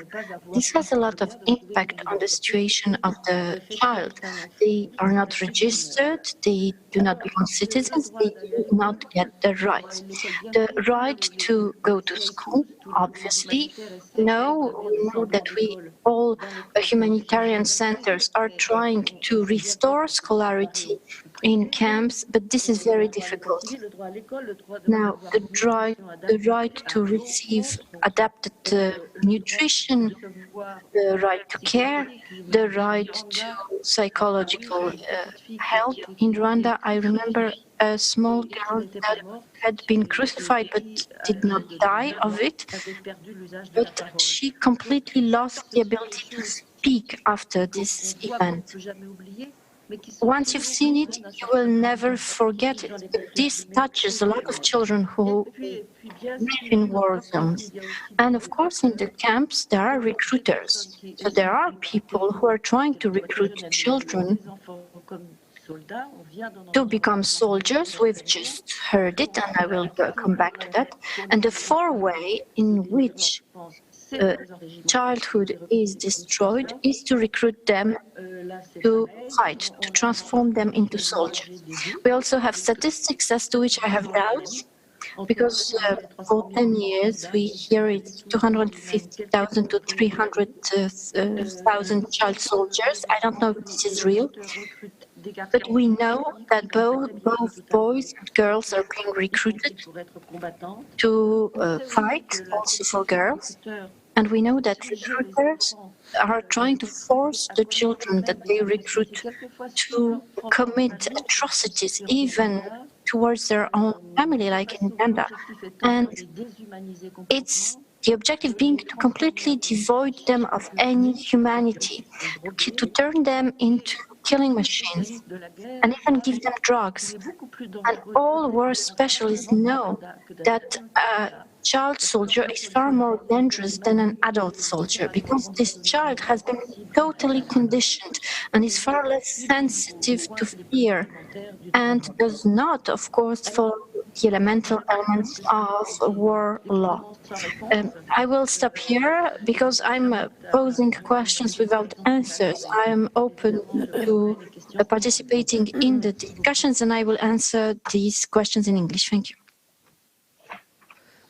Mrs. Brisset, thank you very much for your presentation, who showed the complexity of the impact on armed conflict on children. I would like now to pass the floor to Dara MacLeod, who will give a presentation on the role of humanitarian interventions in breaking the cycle of violence. Dara is the Executive Director of War Child Canada, and before coming to War Child Canada, she held senior roles in both the federal government in Ottawa and the provincial government in Toronto, Ontario. And prior to her work in government, Dara spent 6 years in Washington, D.C. as both the Director of Communications and Manager of Programs for Refugees International, a non-profit organization that does advocacy with the U.S. government and the United Nations on behalf of displaced people. Dara is also a journalist, and she has a master's in international journalism from City University in London, England. Dara, can you hear me? I can. Can you hear me? Yes, you have the floor. Thank you so much. Thank you for this opportunity. As you mentioned, War Child Canada, our mission is to work with children and youth in conflict-affected communities to provide them with opportunities to break that cycle of violence. And we do that through focusing on 3 pillars. One is access to education, access to justice, and access to opportunities and livelihoods. So our goal is to try to, as I said, break the cycle of violence, because, as you know, the lack of access to opportunities and the lack of access to education are significant push factors for boys and young men to become involved with armed actors. So we really focus on trying to develop strategies designed to make children less vulnerable to recruitment. And it was great to hear Alex from ICRC speak about the essential importance of access to education when it comes to trying to provide those opportunities for children who otherwise might be vulnerable. And for our conversation today, that's what I really wanted to focus on, and in particular, access to secondary education. As I said, access to education is essential to better protect children from recruitment, as well as helping former child soldiers to rebuild their lives. And, you know, studies show that by going to school and receiving an education, interacting with peers, it can also help to mitigate the effect of trauma of war on children. However, unfortunately, for some of the age group that is perhaps most vulnerable, and that's children of secondary school age, there are considerable gaps in humanitarian intervention at that secondary school age level. In areas affected by conflict, lower secondary age students are 2/3 more likely to be out of school, and less than 1/4 of the world's refugee population of secondary school age are actually enrolled in school, and only 1% go on to make it to higher education. And when you think about the impact that this has in terms of perpetuating that cycle of violence, you know, I think it can't be overstated. A UNESCO study actually suggested that increasing male enrollment from 30% to 81% in secondary schools would be estimated to reduce the probability of civil war by almost 2/3, which is really quite staggering. So as I say, this cohort of secondary age students, which is so vulnerable, not just to recruitment, but to things like forced marriage, gender-based violence, they are often neglected by the international community. There's many interventions, particularly in conflict-affected areas where children have been displaced and their education's been disrupted. There are many opportunities for primary age students to get back into school through accelerated learning programs provided not just by INGOs, but also by local NGOs. However, there is not this same level of engagement for secondary age students and not this same level of intervention. And that's why we've sort of taken it upon ourselves at War Child to really focus on developing more of this secondary education approach. In Uganda, which hosts the largest population of refugees in Africa, we co-founded a secondary education task team. And more importantly, we actually worked with the Ugandan government to create a first-of-its-kind curriculum for an accelerated learning program for lower secondary students. And what this means is we've actually, in the same way that you have catch-up learning and accelerated learning for primary students, we've developed now this first ever, as I say, curriculum, which takes the 4 years of secondary school and condenses it into 2, so that those children who've been displaced by war, who've had their education disrupted, and in some cases have been out of school for years, have the opportunity to catch up on their schooling, return to the formal school system, and hopefully have more opportunities for a better future than they currently have. So we've been piloting this up in Adjumani in the north of Uganda, which is one of the refugee hosting districts on the border with South Sudan.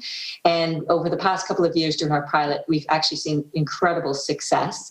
I was up there last fall and met with some of the students who were enrolled in it. And I wanted to tell the story of just one young man I met. His name is Isaac, and he's 16 years old. He lost both of his parents in the war in South Sudan, and he was living in Adjumani as a refugee and taking care of his younger brother and sister.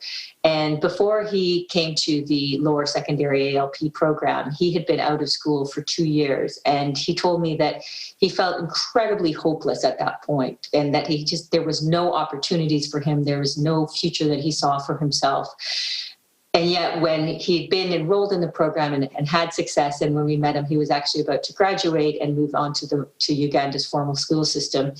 And now he dreamt of being a chemist. And he told me that he would often call his friends who were still in South Sudan, and as he said, still living in the bush, which, as we know, is a euphemism for still being involved with armed actors.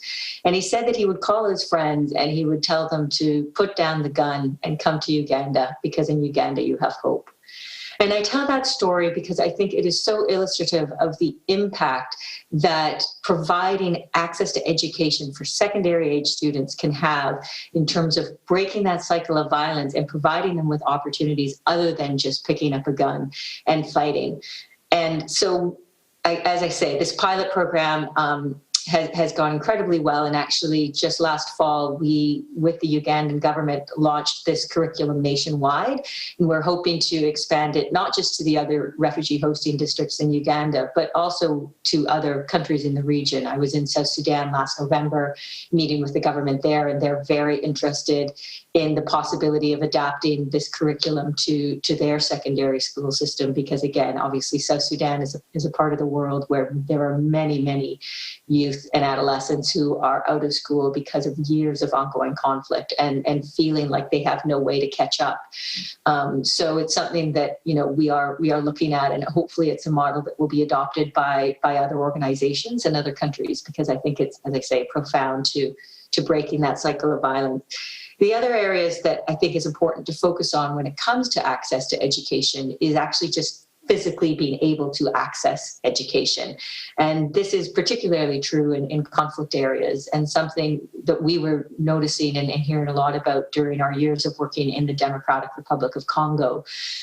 We were hearing and meeting with a lot of young people who, although there were schools that they could attend, the schools were often in neighboring villages, and in areas of conflict, even walking a few miles to the next village would expose these young people to risks of attack by armed actors, but also risk, particularly for women, of being exposed to sexual attacks and other kind of gender-based violence. So what we were seeing is that a lot of children, although they wanted to go to school, their parents weren't letting them actually go to school because they didn't want them to take the risk that walking into the neighboring village would pose. So what we decided to do in Democratic Republic of Congo a few years ago was to pilot a radio-based education program. And what this actually is we designed a curriculum that would be delivered entirely through radio. And we would go into villages and actually train teaching assistants so that they could work with the students in their home village so that they could get the access to the curriculum, and it was an accelerated learning curriculum that would happen over the radio, and they would no longer have to take that journey to the neighboring village to go to school, and they were able to continue their studies in the comparative safety, relative safety of their home village. And again, we saw incredible success. Our graduation rates were actually higher than the national average. And it was so successful that we're actually working with the government in the DRC to expand this type of radio-based education programming to other provinces.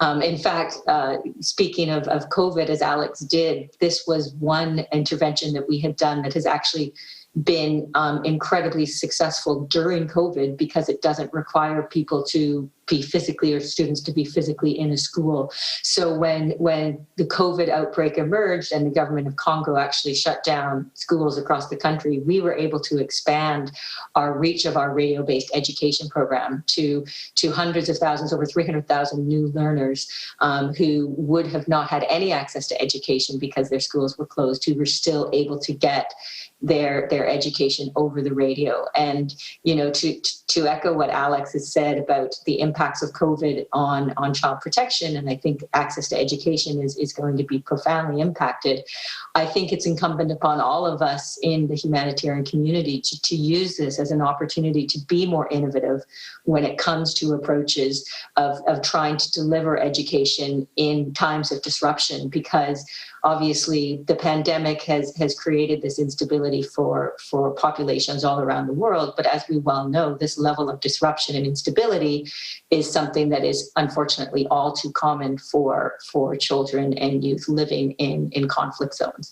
So I'll leave it there. I obviously could talk about a lot more, but I know that we're pressed for time. So I'm happy to take any questions if there are any. Thank you.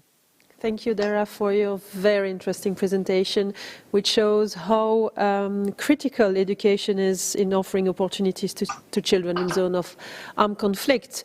So we now come to the point when our first panel has completed the presentation, and we will turn to the Q&A session. I have already received several questions, but I invite the audience to send further questions if they still have comments or questions on YouTube, on Facebook, or by email. These are the three means of sending comments or questions for this conference. But I will start with the first question from Teresa, which asks what really happens with children of soldiers after the conflict. She would like to know whether special courts or international law, how special courts or international law view these children, whether their rights are fully respected and protected during the peace construction, and whether those children can be judged or held accountable for what they've done during the war. So I don't know who would like to take the floor, maybe Alexandra or... I don't know if Laurent wants to come in first for UNICEF. Go ahead first, no problem. Okay, fine. So this goes back to what we were saying earlier about children who are associated with armed groups or armed forces being seen first and foremost as victims rather than perpetrators. So really you're shifting the emphasis of the blame for the recruitment onto the recruiters, and they are the ones that should be tried and eventually sentenced for the recruitment, as we can see nationally and in the International Criminal Court as well. However, this doesn't necessarily always mean, and depending on which states have signed which treaties, whether we're talking about recruitment into an armed group, a non-state armed group, or into the armed forces, there can be different age limits, there can be different age cutoffs. But what is also important to understand is that you do have this emphasis on the child as a victim, you have the emphasis on the child being vulnerable, needing the rehabilitation, probably having undergone sexual violence, other abuse, etc. However, as we heard earlier today, often that process isn't that smooth for a child to leave an armed group. Girls can often come out pregnant or with children, and perhaps end up in detention, and then work also may need to be done to get them out of detention. However, this doesn't necessarily always mean that there's complete impunity for everything that the child has done. So they shouldn't be prosecuted for simply being in an armed group or an armed force. However, in some cases, depending on the minimum age of criminal responsibility, depending on the laws that are in place in that country, there may be grounds for a child to be prosecuted. But again, you would want that to be done in full respect of the laws in place, in respect of judicial guarantees, to make sure that all the child's rights were respected, that detention really was a last resort for the minimum amount of time, and that they had right to a fair trial, if that was what was going to take place, rather than going down the route of support for reintegration back into the family and the community. I don't know, Laurent, if you want to add on that. Thank you very much, Alexandra. That was a very good summary. Maybe I can just add a very few points. I mean, from experience and best practice, we want to support the return of children to civilian life. And this ranges from going back to school, to livelihoods of themselves and the family, psychosocial support. Sometimes, I mean, they have medical issue as a result of their association. So it's a wide range to actually give them another chance to become a good part of society. As I mentioned earlier, I mean, many children are, deliberately targeted for recruitment because recruiters are very aware of the circumstances of children, the vulnerabilities of children. And you see that in many conflicts, children are receiving military training, sometimes specifically for children. So in other words, the war crime in some circumstances or the violation in some circumstances is recruiting children. It is not being a child soldier. And so that's why we're not in favor of prosecutions and so on after conflict, but basically to have some kind of rehabilitation process for children. It is true that in some circumstances, children have been involved themselves in international crimes, and I mean, that does happen. It is interesting to see, though, how some of the courts in the past, the Special Court for Sierra Leone, the former Tribunal for the Tribunal for former Yugoslavia, the ICC, have all decided that they will not prosecute children that were involved in conflict, but some of them have decided to prosecute adults that were recruiting children. And that is where I would say the emphasis needs to be. And if children have been involved in international crimes, there are other more restorative transitional justice processes that could be used and are probably more effective than prosecutions in court. Thank you very much. Thank you, Laurent. And as a follow-up, I have a second question that was directed to you. And the question is, what has changed for children of soldiers from the Special Court for Sierra Leone, and how they were specially treated at the Truth and Reconciliation Commission? Thank you very much. I think the experience of the Special Court of Sierra Leone is a very interesting one. There was, a choice not to prosecute children. There was a choice to really have quite a significant transitional justice process where children were heard, including children that were involved. And I would say that's a good practice. Unfortunately, we haven't necessarily seen that replicated that much elsewhere. And just one other point. It happens often that children are being detained for having been a child soldier, but we don't see that often that children are being prosecuted for any acts that they have committed.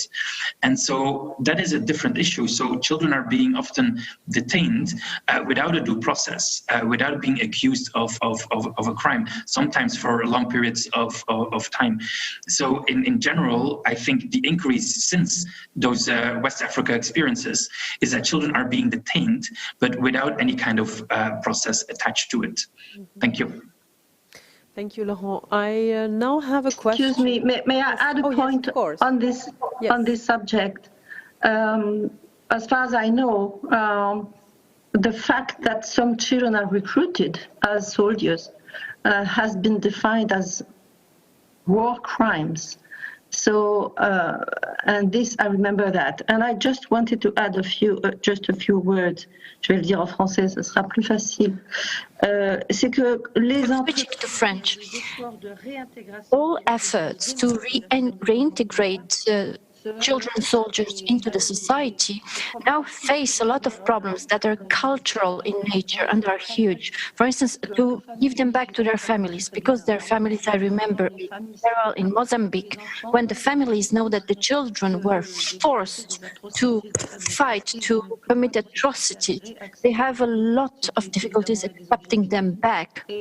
And this is very tricky. And our colleagues from UNICEF at that time came to the conclusion that if you do not follow the culture, the local culture, to do that, it was impossible. And I remember the colleague who suddenly understood that you had to purify the children from all the crimes they had committed, going through some rituals and practices that were accepted in the culture. And if this kind of practices were not carried out, it was impossible to reintegrate the children into the family. So you have to go through the local culture. That's all I wanted to add. Thank you very much, Mrs. Brisset, for your contribution to the answer to this question. Is there any other panelist who would like to intervene before I turn to the next question? No. So then I had, I have to find a question back.